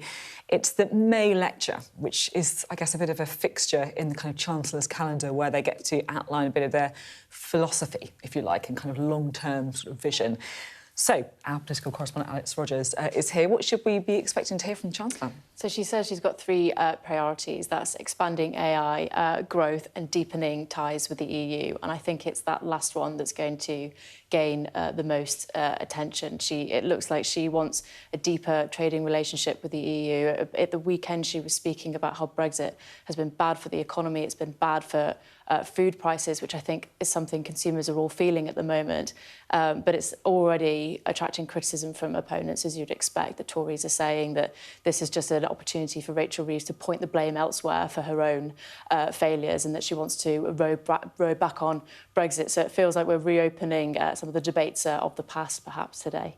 And on the sort of AI side of things and the regional growth, do we expect new policy announcements today? So there is £2.5 billion in quantum computing and artificial intelligence, and I think she's going to be speaking about that growth corridor in Oxford and Cambridge, and growth outside of London as well. But I think it's worth pointing out that currently we are behind the US and China when it comes to AI. And the bigger picture, of course, is such a difficult economic backdrop with the war in Iran and inflation probably going to tick up. So whether she can put her vision into practice at the moment is a completely different question. Yeah, that's it. And it's all about growth as well, isn't it? We had quite an interesting chat with Richard Walker, Lord Walker, who is, the boss of Iceland, also affiliated, of course, with the Labour Party. This is what he had to say about Rachel Reeves' pursuit for growth. I think there have been certain interventions, however well-intentioned, have been a tough pill for business to swallow, and that's made it hard in terms of keeping prices down for consumers. But I think we're through that pain now, and I think actually the spring forecast was a very good thing in that it was very boring and uneventful, and that's what business needs now. We just need stability. Obviously, Iran conflict hasn't helped, but we need a government that's on our side and that understands the importance of growth, which I genuinely think this government do. So a few missteps, a bit of an acknowledgement there, I thought. The national insurance rise, I think, is the one that critics always point to for businesses, pushing on costs onto consumers. So maybe she'll want to address some of that criticism today. Alex, thanks very much indeed. We're going to have a quick look at the weather now. You're looking happy. Well, the forecast looks good. So you've sorted the travel insurance then? All Clear Travel Insurance sponsors Sky News Weather. Well, it's turning warmer, more settled, but it will be windy with rain in the west. So not that settled then. Southern and northeastern Britain will see sunny spells developing widely this morning, although western coasts look like staying rather grey. Elsewhere, it'll be mostly cloudy with rain moving into much of northwestern Scotland and the west of Ireland. It'll be a bit warmer than yesterday, but still windy with gales possible near northwestern coasts. Far from settled, maybe. All Clear Travel Insurance proudly sponsors Sky News Weather. So we're talking, continuing our coverage of the Rachel Reeves' plans for the economy, and particularly about what she's got to say about AI. We'll be talking to the co-founder of CogX and Lichen AI about her plans.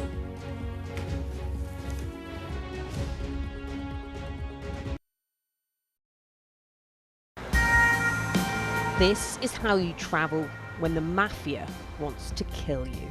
He's almost given up his own freedom, but that's the price he's willing to pay. Here, they don't just arrest and Ndrangheta mafia members, they also live among them. Time after time, I've seen the devastating impact of extreme weather and climate change. We don't have much snow at the moment.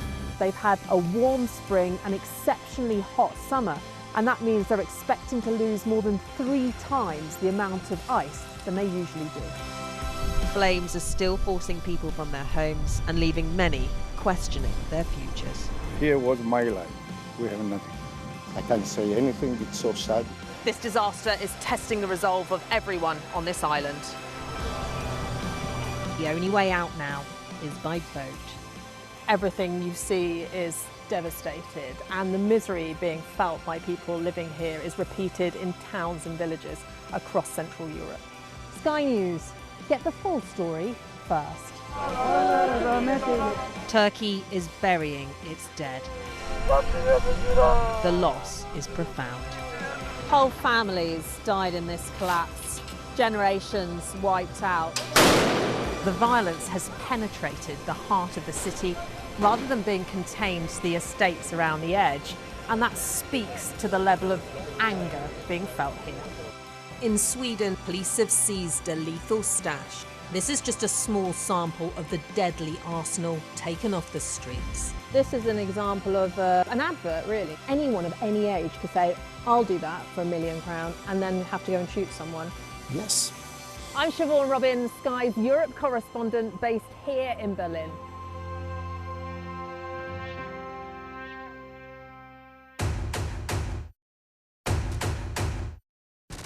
The cameras are poised here, there, everywhere. The day those present would never forget. First question, Sky News. Do you hate the thought of losing to him? I hate the thought of losing to anyone. Historic day here today. They are pushing forward. They dashed to the water. Wait, what country are you from? The UK. Why don't you go back to your country? Huge questions to be grappled with. That is totally unprecedented. Been quite some day. Let me start with breaking news. The best thing about being a Sky News journalist?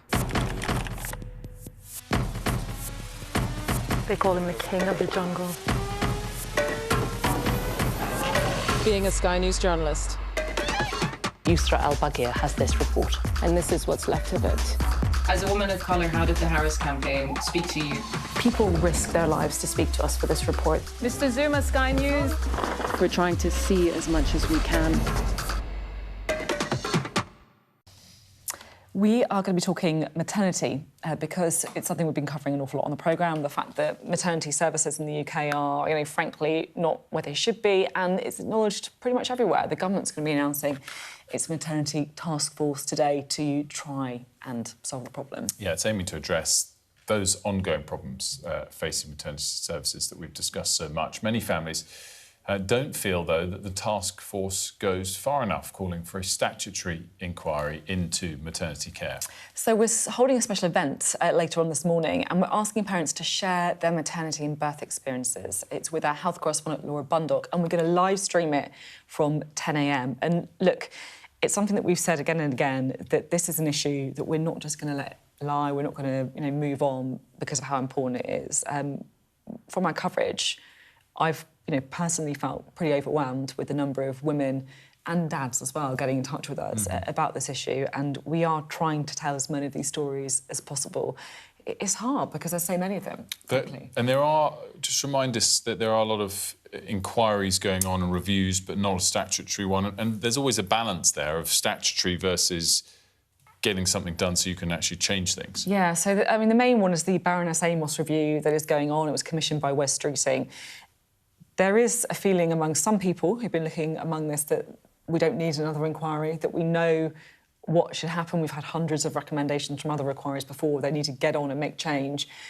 I guess the plus thing is that we've already had the interim findings from AMOS, so I think that they do realise that, you know, it has to be a quick process. That's coming up 10 a.m. On Sky News. Laura Bundock, you can scan that QR code and stream it live when it happens. It's on YouTube. Now, the Chancellor will lay out her plans to revive Britain's economy in the annual May lecture later today. So one of her main priorities is expanding the use of AI. So the UK has the fastest adoption in the G7. Well, we can bring in now Tabitha Goldstaub, who is the co-founder of CogX and Lichen AI, the former chairwoman of the government's AI Council. Great to have you with us. Firstly, is it a good ambition to have the fastest adoption of AI? Because some would say that, look, AI is great, but we need to kind of slightly slow down how quickly this change is happening. Good morning. Yes, I think that the fastest and deepest and probably right for the individual is the most important process here. AI is the biggest productivity shift the UK has seen in decades.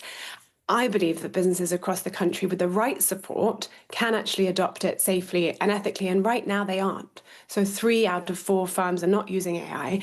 80% have say they don't feel the value.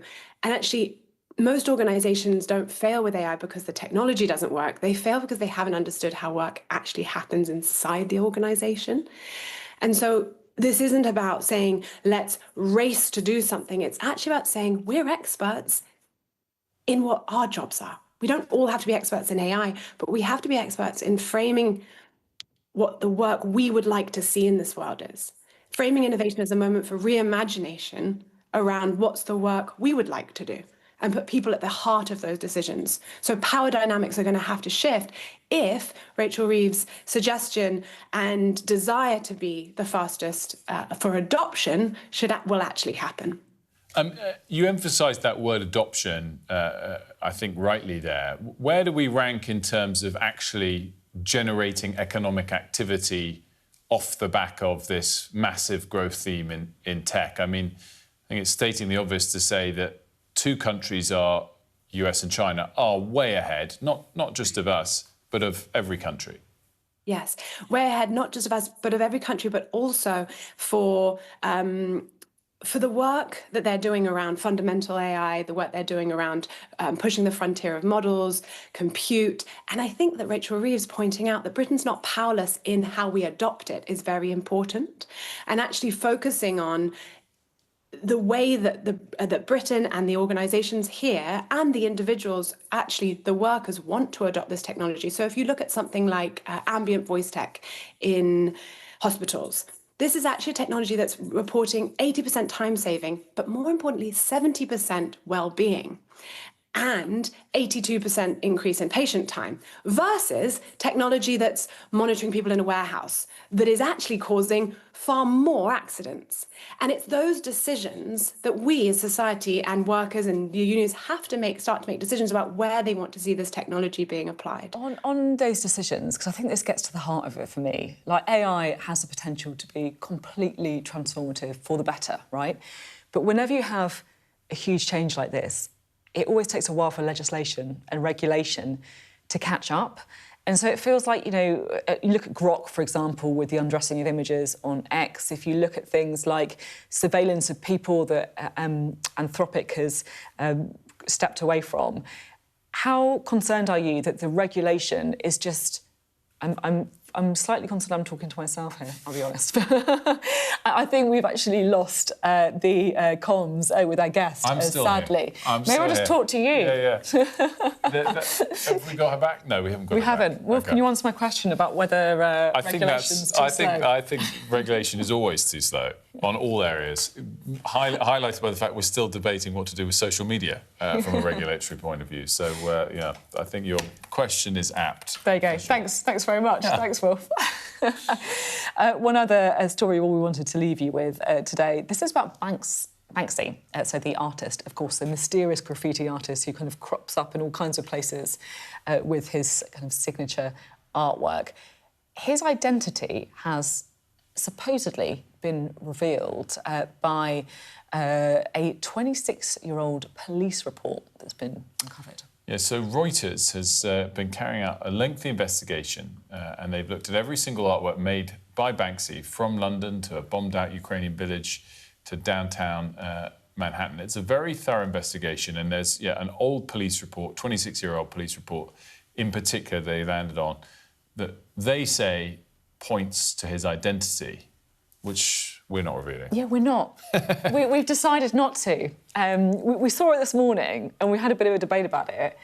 And yeah, we've decided not to reveal Banksy's identity. Obviously, it's easy to find if you want to find it. But I just think there's something amazing about the mystery of this guy, who is often quite a, I guess, he's a political artist in so many ways as well, like wanting to keep his identity protected. Maybe now it's out there, he'll come out and say, oh, what a relief. I can put myself out there more publicly, but maybe he won't. Yeah, I mean, there's been a lot of speculation about it, a lot of rumours about it before, and obviously people who know his own identity. And one interesting thing is former manager Steve Lazaridis, he fell out with the artist, but even then didn't end up revealing his identity because they've, I guess, respected his right to be anonymous. Before we go, we do have a breaking bit of news on the Iran war. The Israelis have said they've killed the head of the Iranian Basij militia. If you've been watching our updates with Michael Clark throughout, he's pointed out that there's the army, there's the IRGC, and then there's the Basij militia, which tends to be very loyal to the regime and the IRGC. And the latest flash saying that the Israelis have taken out the head of that Basij militia. That breaking news literally just coming in now. It's a fast-moving story. We're going to be live in the Middle East to discuss it in just a few moments' time. And, of course, we'll also be bringing you Dominic Waghorn's reporting from inside Iran.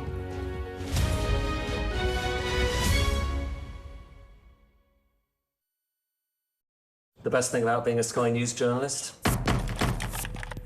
I'm going to take you behind the scenes here for Election Night Live. They have gone up and up.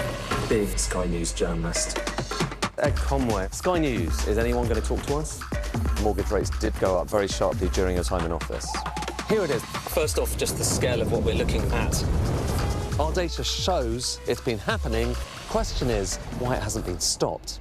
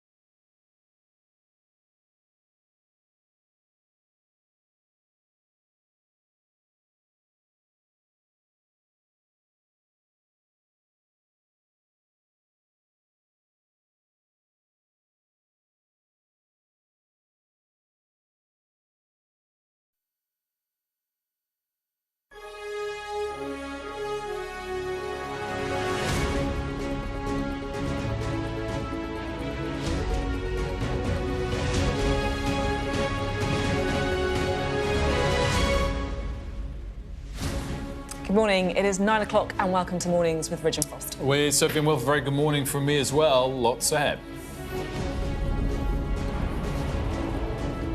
Iran's Deputy Foreign Minister tells Sky News the US will face another Vietnam if it puts boots on the ground. They are doing this because they are so drunk of power. They think that they can do whatever they want, and this is not the case. A wave of drones and rockets has been fired at the US Embassy in Baghdad overnight, the most intense attacks since the war began. We'll look at what the public think of the Prime Minister's handling of the war so far, with some exclusive new polling to bring you. Also ahead, the government announces its task force to urgently improve NHS maternity services. We'll speak to a father whose daughter died just 23 minutes after birth. We'll also be talking about queues for antibiotics as a meningitis outbreak in Kent kills 2 people. Earlier, health officials confirmed a strain of meningitis B is among the identified cases.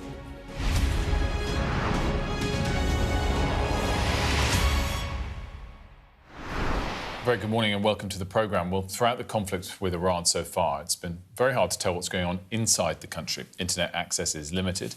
And so getting a sense of what's actually happening there has been hard, but it's important to understand what life is like since the war began and also how the Iranian government is responding. Now, our international affairs editor, Dominic Waghorn, is inside Iran, and he's been speaking to the Deputy Foreign Minister, Dr. Saeed Khatibzadeh. He has warned the US it faces another Vietnam if it puts boots on the ground in this war. Here's Dominic's report from Tehran. In Tehran, a new era has begun, of sorts. Not the one America or Israel wanted. The Ayatollah is dead. Long live the Ayatollah, his son. Iran's airspace closed. We came overland, among the only international journalists currently allowed in, to witness the impact of this war on the ground as it continues to escalate. In an exclusive interview with Iran's Deputy Foreign Minister, an ominous warning as speculation grows that America may next send in troops. Even suggesting that a foreign country can put boots on the ground of another country, invade another country, occupy the land of another country, is something very much rogue, very reckless, illegal, and against all international law. There are thousands of US Marines on the way. What happens if they get used, do you think? We defend. What does that mean, though, for these Marines if they were to land in Kharg Island? Just read what happened in Vietnam. I hope that wisdom prevailed and diplomacy prevails on the other side. They understand that those who drag them into this war can drag them into also a quagmire for them.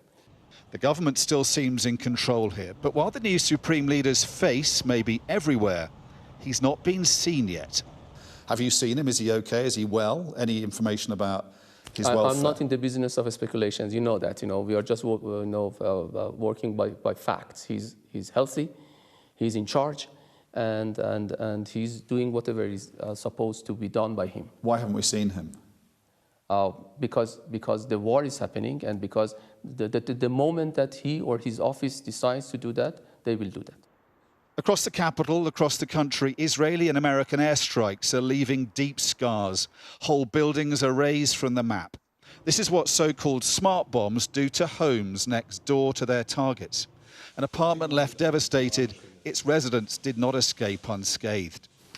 The man who lives here doesn't want to talk on camera, but he's told us that when the explosion happened, the blast waves filled his apartment with thick dust and smoke and put his wife and daughter both in hospital with broken bones and shrapnel wounds. It gives you a sense, really, that however precise the munitions that the Israelis and Americans say they're using, they generally always have some kind of impact for those living around wherever they're targeting. Many have fled the capital. Those who remain try to carry on as best they can. In the market, they're shopping for the Persian New Year at the end of the week. Some prepared to share their fears and concerns. It's very unsettling. Nobody can predict what's going to happen next. We want the war to be over soon. Nobody knows how the situation will develop. It's extremely awful. Nobody is buying anything and I can't do anything about it. Business is not good at all. It's not normally like this before New Year. یه نفرم نمیاد خرید کنه. What's striking is that things are carrying on as normal as much as they can, even though the war's happening.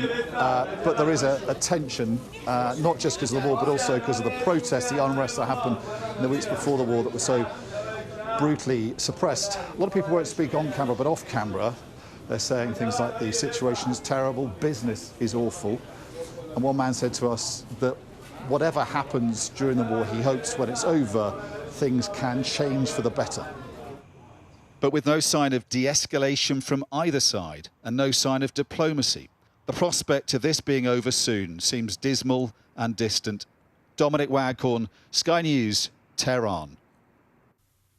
Dominic Waghorn there with the rare access to inside Iran. And we should tell you that overnight there have been strikes across the region. We can take you through some of the latest developments that are happening, including a wave of drones and rockets fired at the US Embassy in Baghdad in Iraq, as security officials describe it, as the most intense attack since the start of the war. And there are reports that one drone struck near the embassy compound.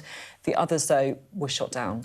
Earlier, there was an explosion as well, reported above Baghdad, and there was also an attack on the luxury hotel there, the Royal Tulip, in the city centre. The building was struck by a drone. Videos also come to light showing the aftermath of a strike in Iran, in Tehran. This is the Shiraki Garb area of the city. It was hit on Monday, soon after Israel announced it had launched new strikes. Now, amidst all that activity in the region, President Trump continued to criticise his allies over their role in the conflict. He launched a fresh attack on the UK, again saying he was not happy with Prime Minister Starmer. When I hear the UK, which was sort of considered the Rolls-Royce of allies, right? Wouldn't you say? They were the oldest and they were going to be there. And I say it would be really helpful if you'd send over a couple of ships. And if you have some minesweepers, which they do, be very helpful. And the Prime Minister's a nice man. I think he's a very nice guy. He says, well, I'd like to ask my team. I said, you don't have to worry about a team. You don't have a team. You're the Prime Minister. You can make a decision. Well, I have to speak to my people. I said, you don't have to speak to anybody. So it's very disappointing. Now, we've had a bit of breaking news to bring you on the conflict in the last 10 minutes or so, because Israel says it has killed the head of the Iranian Revolutionary Guards' all-volunteer Basij force. Now, they're a really key force they used to suppress demonstrations in the Islamic Republic, so very tightly tied to the regime. And you can see there the post on X by the Israel Defense Forces saying there that the commander of the Basij unit has been eliminated. Yesterday, the IDF targeted and limited Ghulam Mirza Soleimani, who operated as commander of the Basij unit for the last 6 years. Under Soleimani, the Basij unit led the main repression operations in Iran, employing severe violence, widespread arrests and the use of force. That there from the IDF on X. Let's bring in Sally. She's in Dubai for us. And Sally, as we were mentioning, I guess, earlier in that summary of overnight action, no signs of things simmering down yet? Not yet. Well, certainly we're still experiencing daily attacks here in the UAE and reports of exactly the same on other Gulf states. Very interesting, though, that breaking news you just brought about the Basiji militia commander, the vast volunteer force that comes under the Revolutionary Guard. Iran hasn't yet commented on this news of his potential death, but if indeed he has been killed, it will be hugely significant, because the Basiji militia essentially is a really key part of the security apparatus of the Iranian regime, used to crush dissent and any unrest, which of course we saw in January, those weeks of protests across the country which were crushed, which health officials in Iran reported had resulted in tens of thousands of deaths. We still don't know the full extent of that or a confirmed figure. But that militia, the Basiji militia, would have been key in this. So to have taken out the head of that is definitely a way of weakening, potentially, the regime's control on its population, if indeed we do see protests return to the streets. And I should say that there's a huge Iranian population here in the UAE. At least 500,000 Iranians live here in the UAE, Wilf. And I've been contacted by so many of them over social media in the last couple of months, absolutely worried, sick about their families. And they want me to keep talking about this, keep reporting on what they're going through, but they are too fearful to give an interview or be identified themselves because they're so scared about what could potentially happen to their families back home. And they do send me horror stories all the time following reports of what they're hearing is going on there. And certainly it'll be very interesting to see if this death of this general, of this militia that plays such a key role in controlling the population in Iran is confirmed. If indeed he has been killed, then it'll be very interesting to see what difference that makes to what is going on inside Iran, as well as all of the attacks on military facilities that we've seen so far as well. Sally, thank you very much indeed. Sally Lockwood reporting there for us from Dubai. Back home in the UK, and there's growing concern about the war and also how it could impact energy costs as well. And Sky News, in partnership with YouGov, has been looking at public attitudes, whether people support the government's decisions so far. Here's our political correspondent, Rob Powell, breaking down the findings. So more than 2 weeks into the Iran war, what do voters make of it and how the government has reacted to it? Well, YouGov has been polling over the last few days, and it shows that people are very sceptical still. If you look at that central question of whether Donald Trump was right to go in and take military action, just 18% of people say he was right, 57% say he was wrong, slightly up on data from the start of the war, suggesting people are getting more critical, if anything, not less. Now, if we break that down by party, you can see amongst people who voted Labour in 2024, just 10% support military action. Tories is a bit higher, but not massively higher. And that's despite Kemi Badenoch making more positive noises about the strikes. Now, Reform has the highest figure at 49%, just under half there. Now, on that question of whether the UK should get more involved, whether the UK should join offensive military action, it's even more clear-cut. 70% oppose the UK being more involved, 17% support it. Given that, you might think that people quite like the Prime Minister's quite hands-off approach. Not really. 37% of people, just 37%, think that he's responded well. 41% think he's responded badly. Similar to polling from 2 weeks ago, maybe an indication of the Prime Minister's broader unpopularity with the public right now. That said, amongst Labour voters, 59% say that he's doing well. Now, YouGov have also been asking about energy price support and whether the government should step in if the conflict leads to higher energy prices. On whether action should be taken to help the least well-off, this is the data. 84% of Labour voters say yes, just 61% of Conservative voters say yes, 57% of Reform voters say yes. But if we ask that same question, but for whether energy prices should be lowered for all voters, for everyone, not just the poorest, look at this. The Labour figure there stays about the same, but the Tory and the Reform figures, they go up massively. So strong support there, but only if everyone gets some help.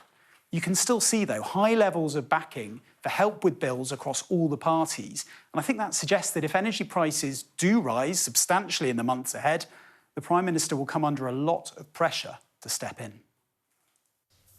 Rob Powell speaking there about some of those really interesting findings there from the polling. Well, on the topic, though, of the cost of living, we spoke to Lord Walker, Richard Walker, the government's cost of living champion, who had this to say about the UK economy.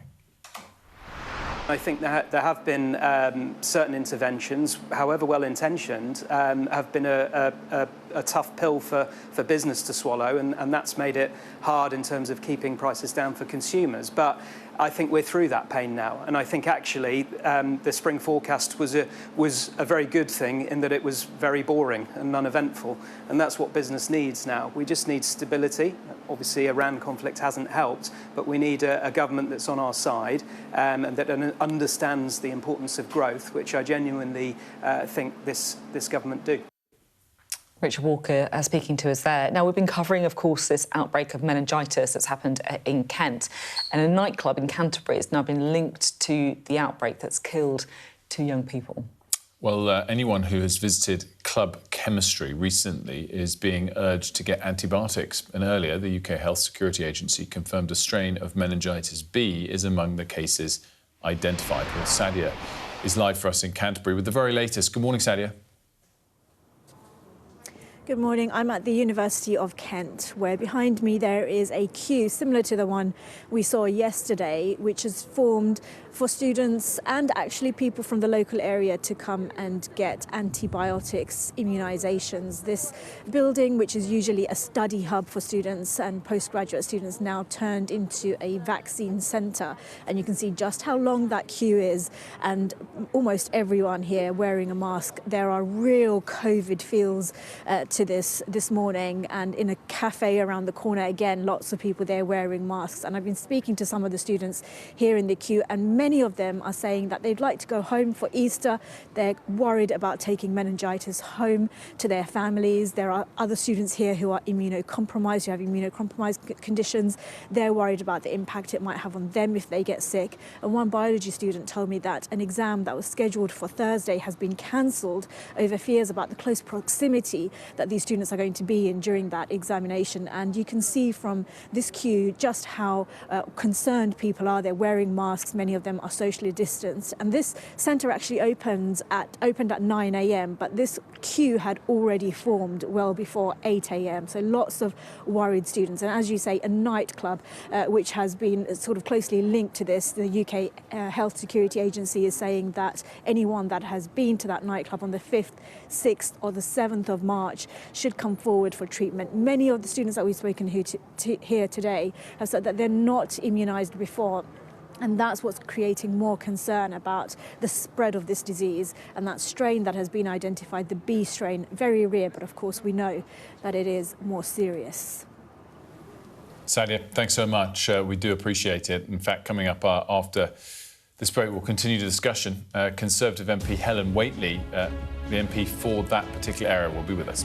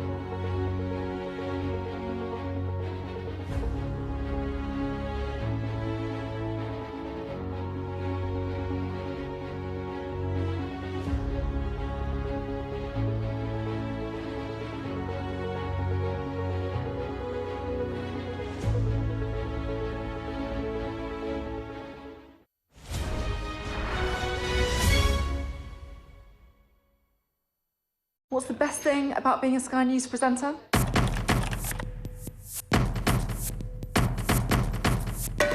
We've done the work and the reading, so you don't have to. Being a Sky News presenter. Hello and welcome. Westminster, the heart of British politics. I'm so sorry about what happened to you. So what on earth is going on? It's not true. Can I tell you what I think? It's really unusual. Mornings with Richard and Frost. Let's crack on. Let's get started. What's the best thing about being a Sky News journalist? Who's funnier? Being a Sky News journalist. A special edition of The World with me, Yalda Hakim. Pakistan has the right to respond. You're like, what? A historic day here today Congratulations, this is a huge moment. But what happens now? We're joined now by Helen Whately, who is the Shadow Work and Pension Secretary. She's also the MP for Faversham, which, of course, has been one of the areas that has been hit by this meningitis outbreak. Really devastating time for so many of your constituents, and one of the young people who lost their lives is in your constituency. Yeah. Oh, it's such a worrying time for my area, and lots of parents are contacting me. I'm a parent of a year 13 child as well, and it's so tragically, one of the two young people who died was in year 13 at the Queen Elizabeth Grammar School in my constituency. I mean, a lovely girl, and my heart goes out to her parents. I can't think how they're coping.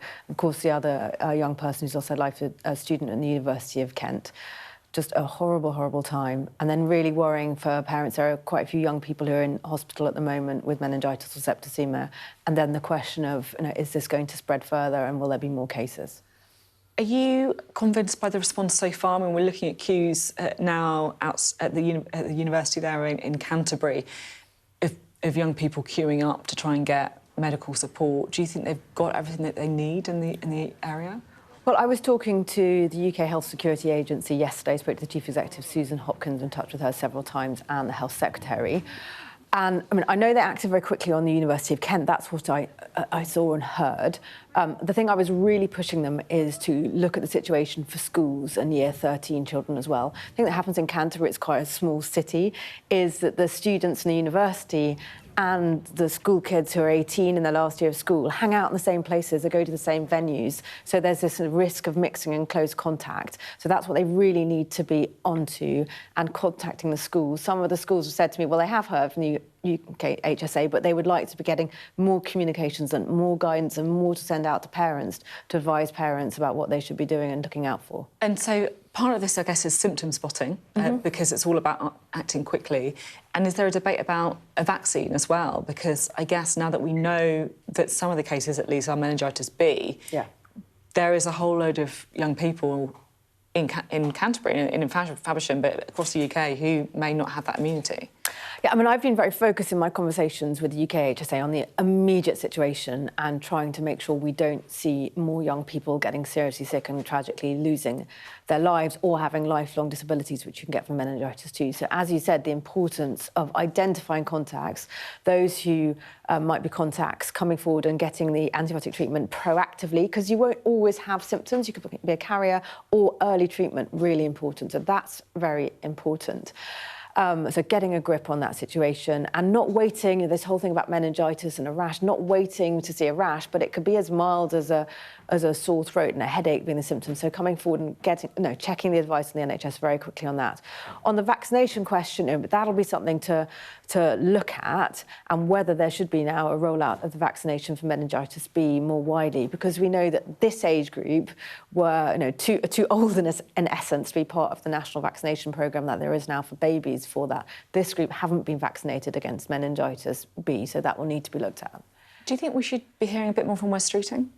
Well, I said to West Streeting, I think it would be very good if he made a statement on this today in Parliament. We'll see whether that gets granted by the Speaker and whether that happens. If so, that will be a good opportunity for MPs to question him on the situation. Yeah, and look, I feel for you, to be honest. Like, as you say, you're kind of an MP, but you're a mum as well, with a kid in this area, and I'm sure your kind of phone and your WhatsApp groups are all full of worried parents, right? Exactly. There's some parents really worried, and asking me questions about should their children be at school. I said, follow the guidance from the schools, but the really important thing is therefore for the schools to be getting clear guidance to share with parents as well. With your Shadow Work and Pension Secretary hat on, we're expecting some new figures on welfare out at 9:30, I think, and you're concerned about a fall in face-to-face appointments for personal independent payments in recent years? Well, yes. I mean, what we're seeing under this government is the welfare bill just going up and up, and no sign of them doing anything to get it under control.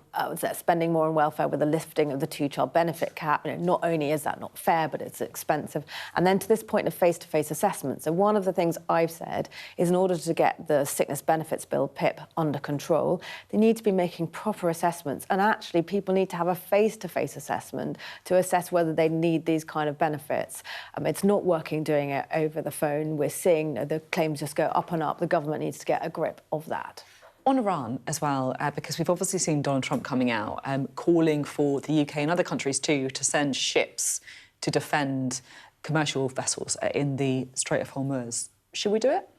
Well, I'm really frustrated with Keir Starmer on the position he's taken, or in fact not taking, his flip-flopping on the Middle East. I feel that he's being weak and indecisive at a time when we need really strong and clear leadership. In the US, we have a very important ally to the UK, and yet clearly Trump is incredibly frustrated that he feels he can't rely on the UK. Should we send warships to the Strait of Hormuz? Look, as the Shadow Secretary of State for Work and Pensions, I can't set out what our deployment should be of military or naval assets. You can't expect me to do that. It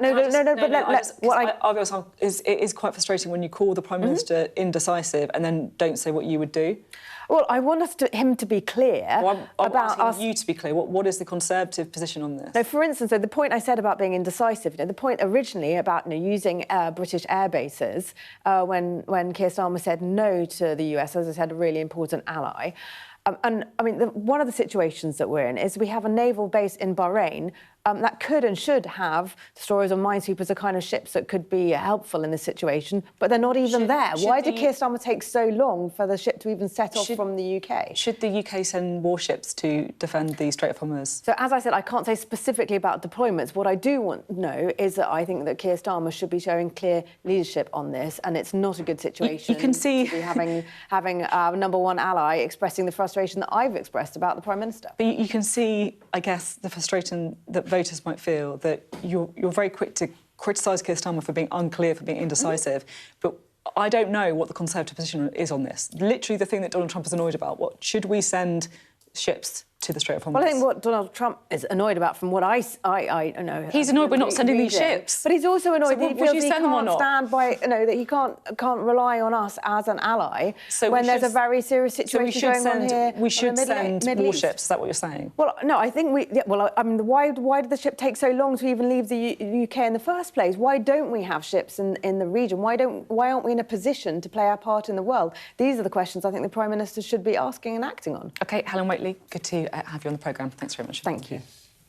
Now, we've got a bit of breaking news. We brought you some just moments ago that was that the Israelis, the IDF, was reporting that they'd killed the head of the Basij militia force. There's an additional break now from the Israel Defense Minister Katz saying that Iran's security chief, Larijani, is dead. Again, a name that you will have heard Professor Michael Clark mention a lot. He was seen as almost in charge, one of the key people in charge since the original Ayatollah was killed. So in the last 15, 20 minutes, two very high-profile bits of news from the Israeli side saying that they've eliminated the Iranian defense, the Israeli Iranian security chief, Larijani, and, of course, moments earlier saying that they'd taken out the head of the Basij militia force, which is used by the regime to enforce their wishes domestically. So we'll continue discussion on the very latest in Iran after this short break.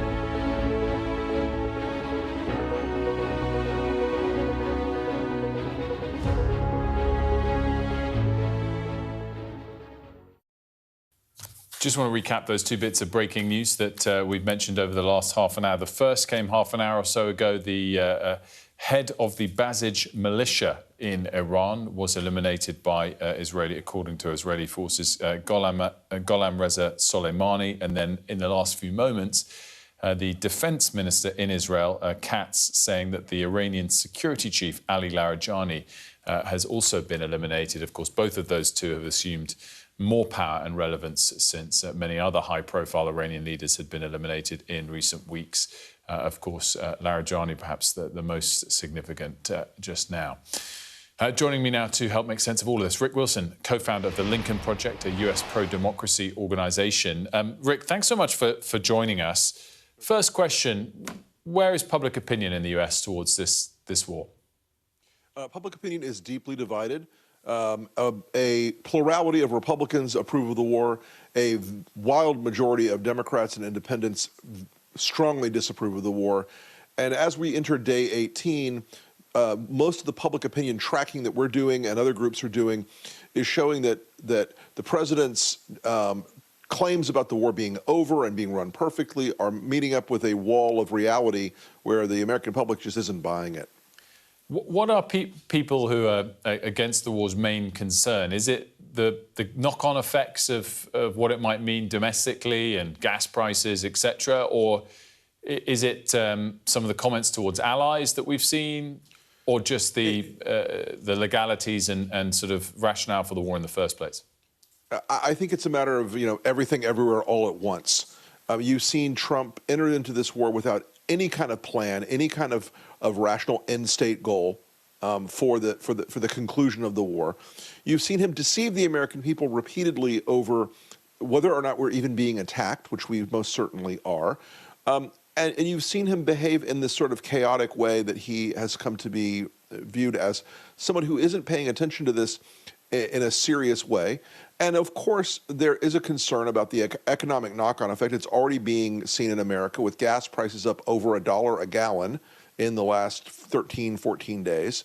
And you are seeing that it having a ripple effect through the rest of the economy. And finally, there is and it may be a slightly more elite sector of the public, there is a concern that this long year plus of tariff wars, insulting NATO, insulting our allies, siding with Putin on a whole variety of things, mostly Ukraine, has sort of risen up and bitten America, on the backside at this point, because it's very much on Trump's brand, but it's also diplomatically now been shown. You alienate your friends enough times, you tell your friends enough times you hate them and you don't want them around, and they're not going to be around when you need them.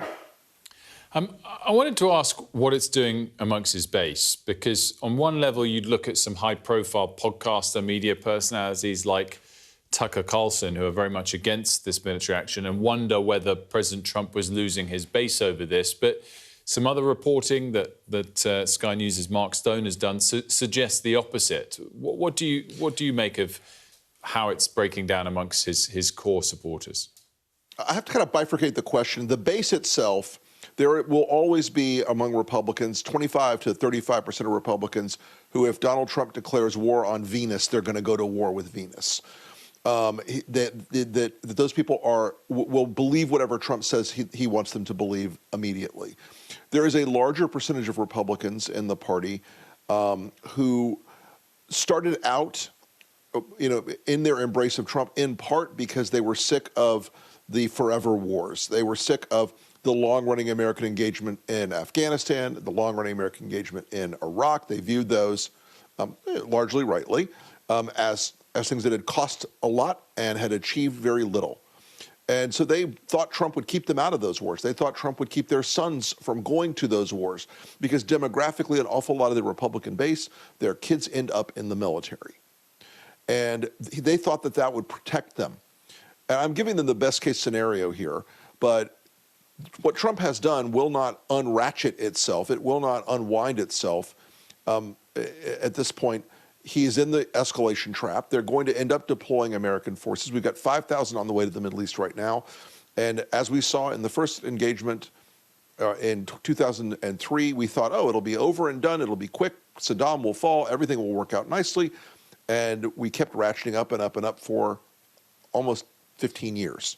So we really understand how this works.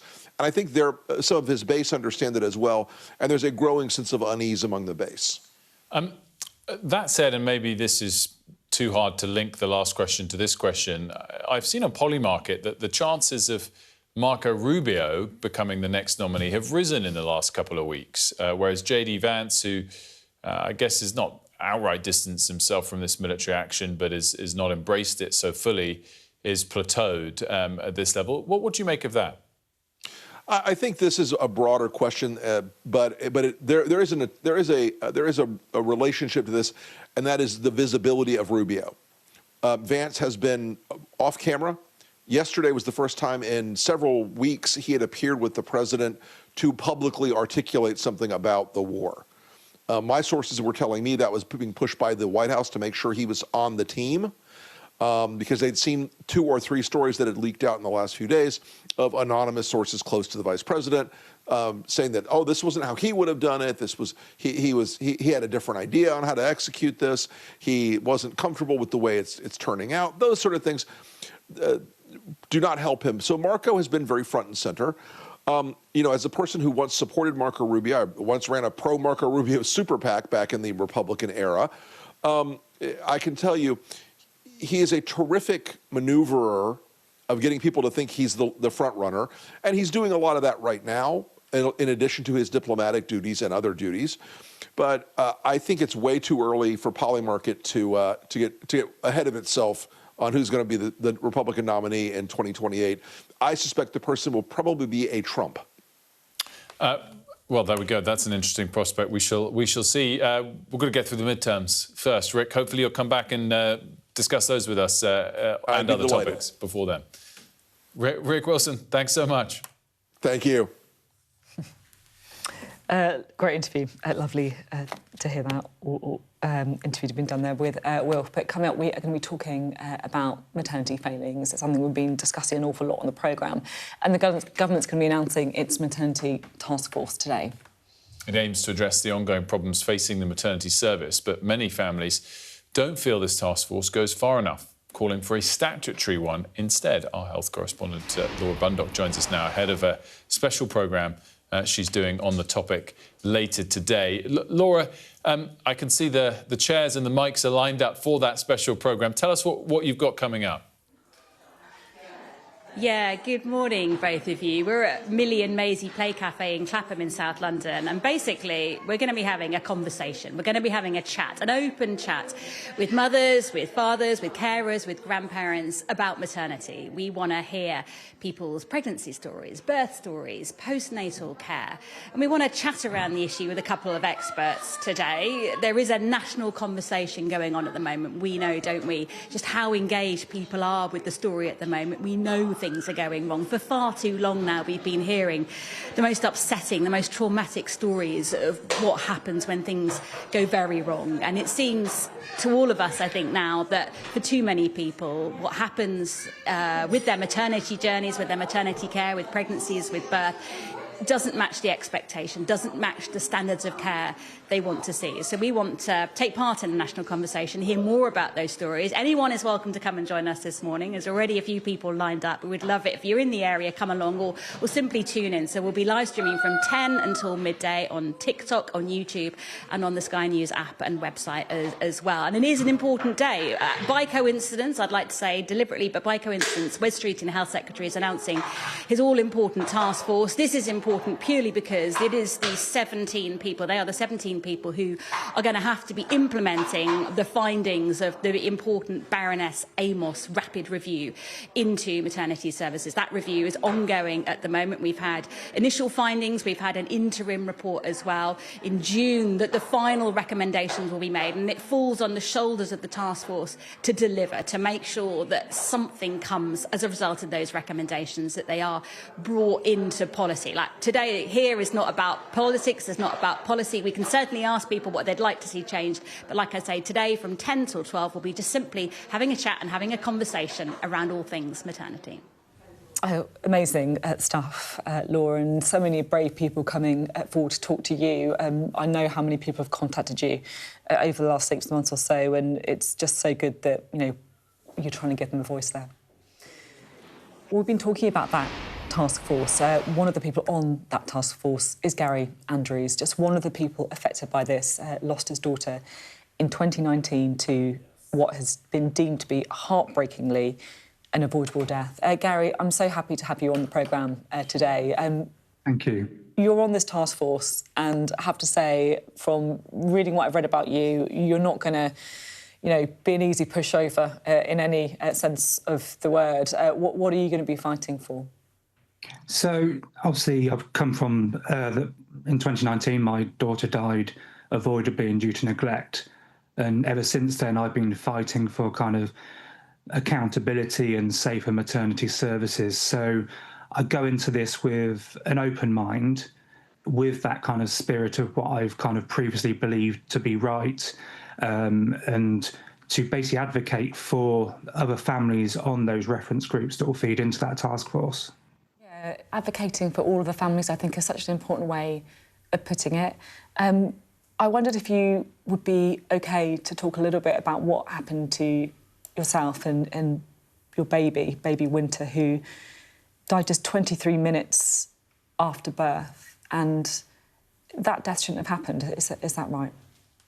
That's right. So, I suppose the pregnancy journey starts like most parents. You're excited to welcome new life into the world.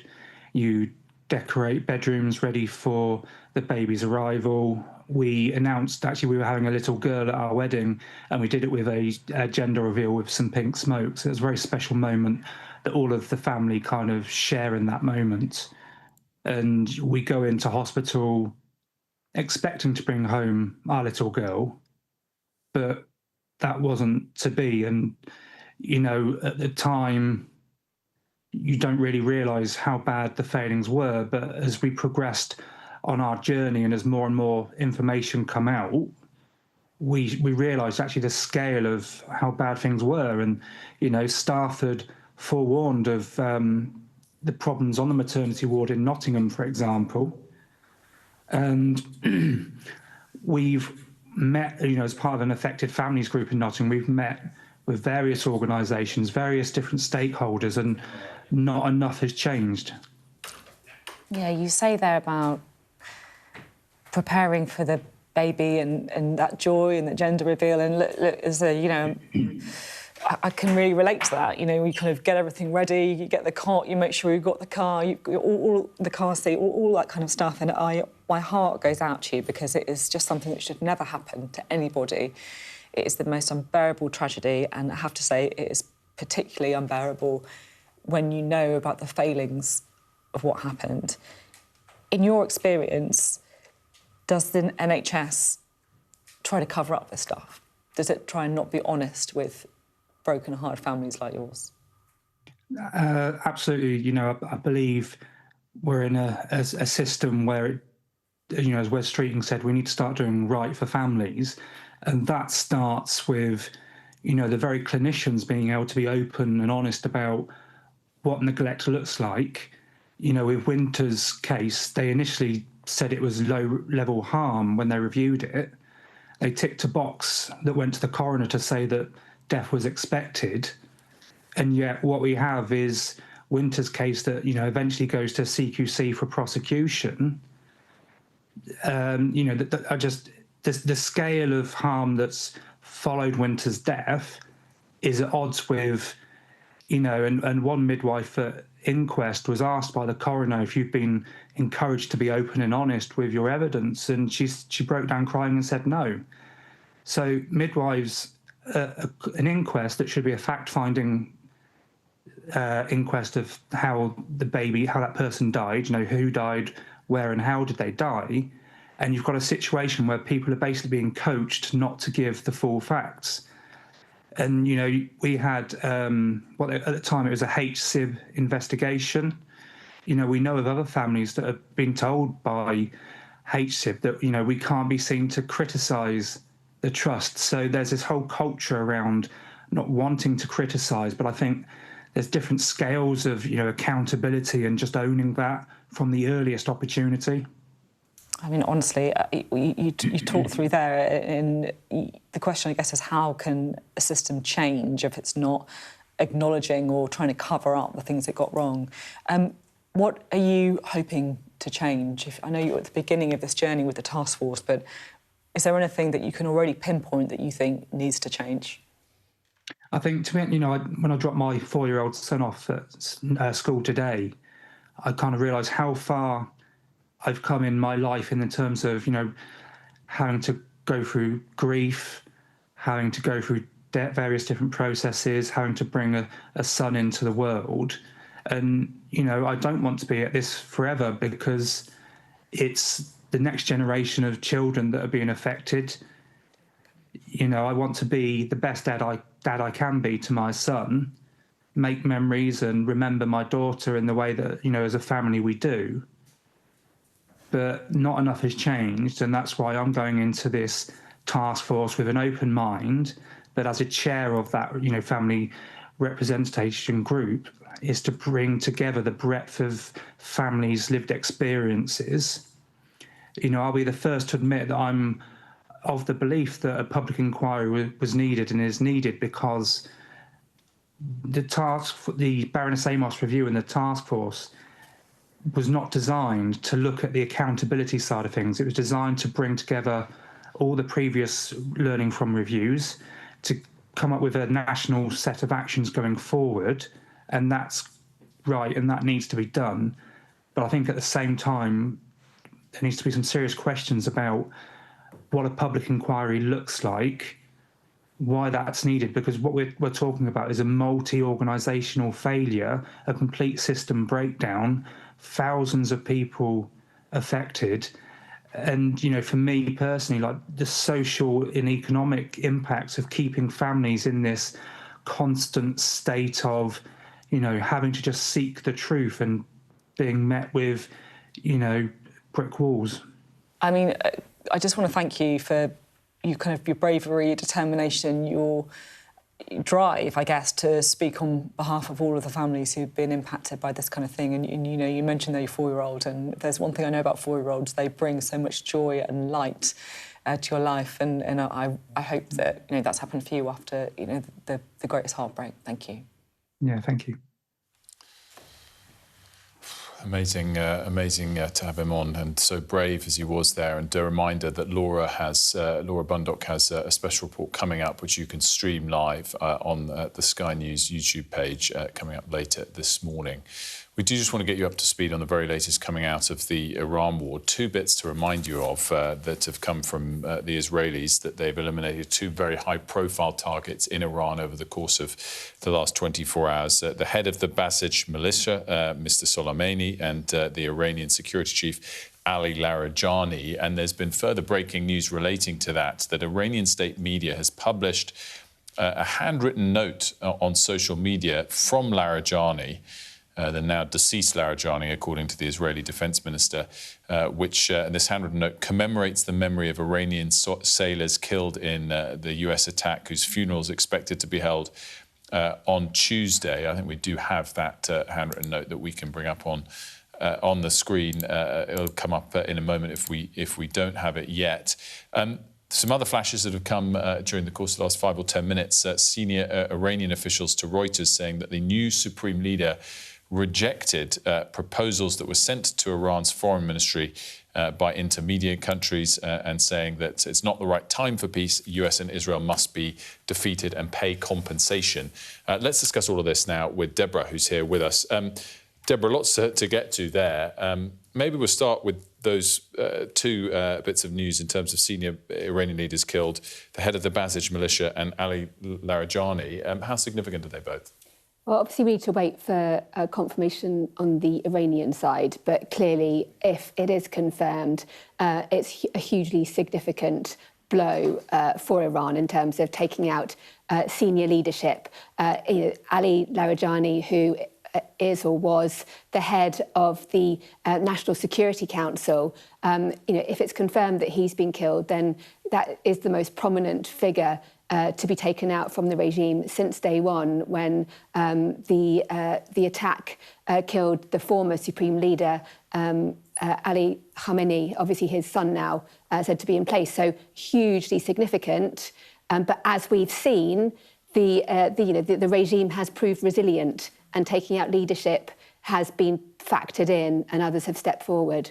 I think we can show you now the handwritten note that has been posted on the X account of Ali Larijani. We can see there it says, on the occasion of the funeral ceremony for the valiant martyrs of the Islamic Republic of Iran's Navy, their memory will forever remain in the heart of the Iranian nation. That handwritten note you can see there. Deborah, we were just saying there about the resilience of the Iranian regime, and I feel like this is quite an important point.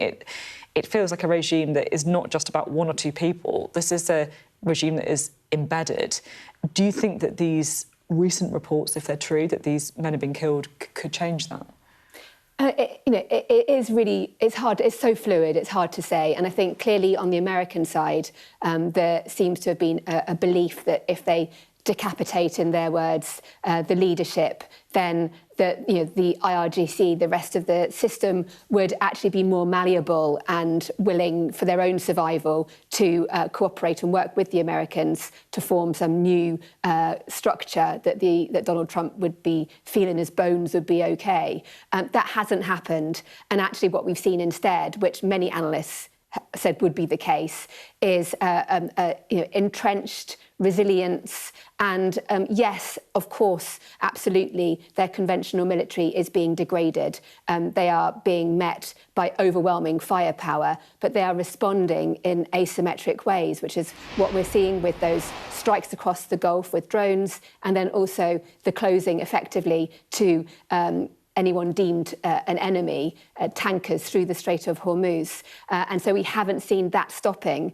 And that, the longer that goes on, the greater the pressure on the US to try to get control of this crisis. There's so many areas we could go, but I wanted to ask Deborah about, these ongoing calls by the US for the allies and UK specifically to send something to help in the Straits of Hormuz. If we politically wanted to, what could we send? Well, just one final point on the Ali Larijani thing that's also important in terms of what comes next. He is a figure that is well known to the international community because he played a key role in the negotiations around the Iran nuclear deal, which is obviously the thing that Donald Trump torpedoed in his first time as president. So if it is confirmed that he is gone, then that does take away one of the presumably figures who would have been key to any negotiated solution out of the crisis. As for the Strait of Hormuz situation, nobody in the UK, Westminster circles, it's not been lost on no one that Donald Trump was so scathing last week of the UK, saying that that the UK had offered to send 2 aircraft carriers, and what's the point in doing that after we've already won? I think the UK would not have offered to send 2 aircraft carriers, not least because one's actually alongside having some maintenance done to it and isn't ready to deploy, and we can't deploy 2 at the same time. However, in terms of what we can do, it's a hugely complicated operation. It's something that the UK and others have done before. And actually, since the 80s, it was the Royal Navy that first implemented sort of safe escort through the Strait of Hormuz as part of the Iran-Iraq war, when you had the so-called tanker wars going on. But it's a huge endeavour. It's high risk. It needs big warships. Yes, at the moment, we've been talking about the possibility of using sort of sea drones that we have deployed in Bahrain, and they have the ability to look at and see what's happening if there are mines, but they are absolutely different in terms of capability compared to a destroyer or a frigate, which would be the sort of thing that you'd need to escort the ships. It's so interesting. And also, like, we're talking there about the widening conflict as well, talking about what's happening in Iran. It's probably worth reflecting, we haven't got long left, on Lebanon as well, because we've seen more blasts in Beirut in the last 20 minutes or so. Another really fierce aspect of this war. Yeah, and it's a part of the war that Donald Trump obviously isn't focused on at all. And he was talking a bit about Hezbollah yesterday, wasn't he? And sort of weirdly expressing surprise that people live in Lebanon, expressing surprise as well that people live in Ukraine, which almost sort of belied a naivety about the reality of war and how countries can endure in a war. But yes, this conflict here escalating too, and the longer both go on, the more you see it really is out of control of Donald Trump to be able to, master events. Deborah, as always, thanks so much.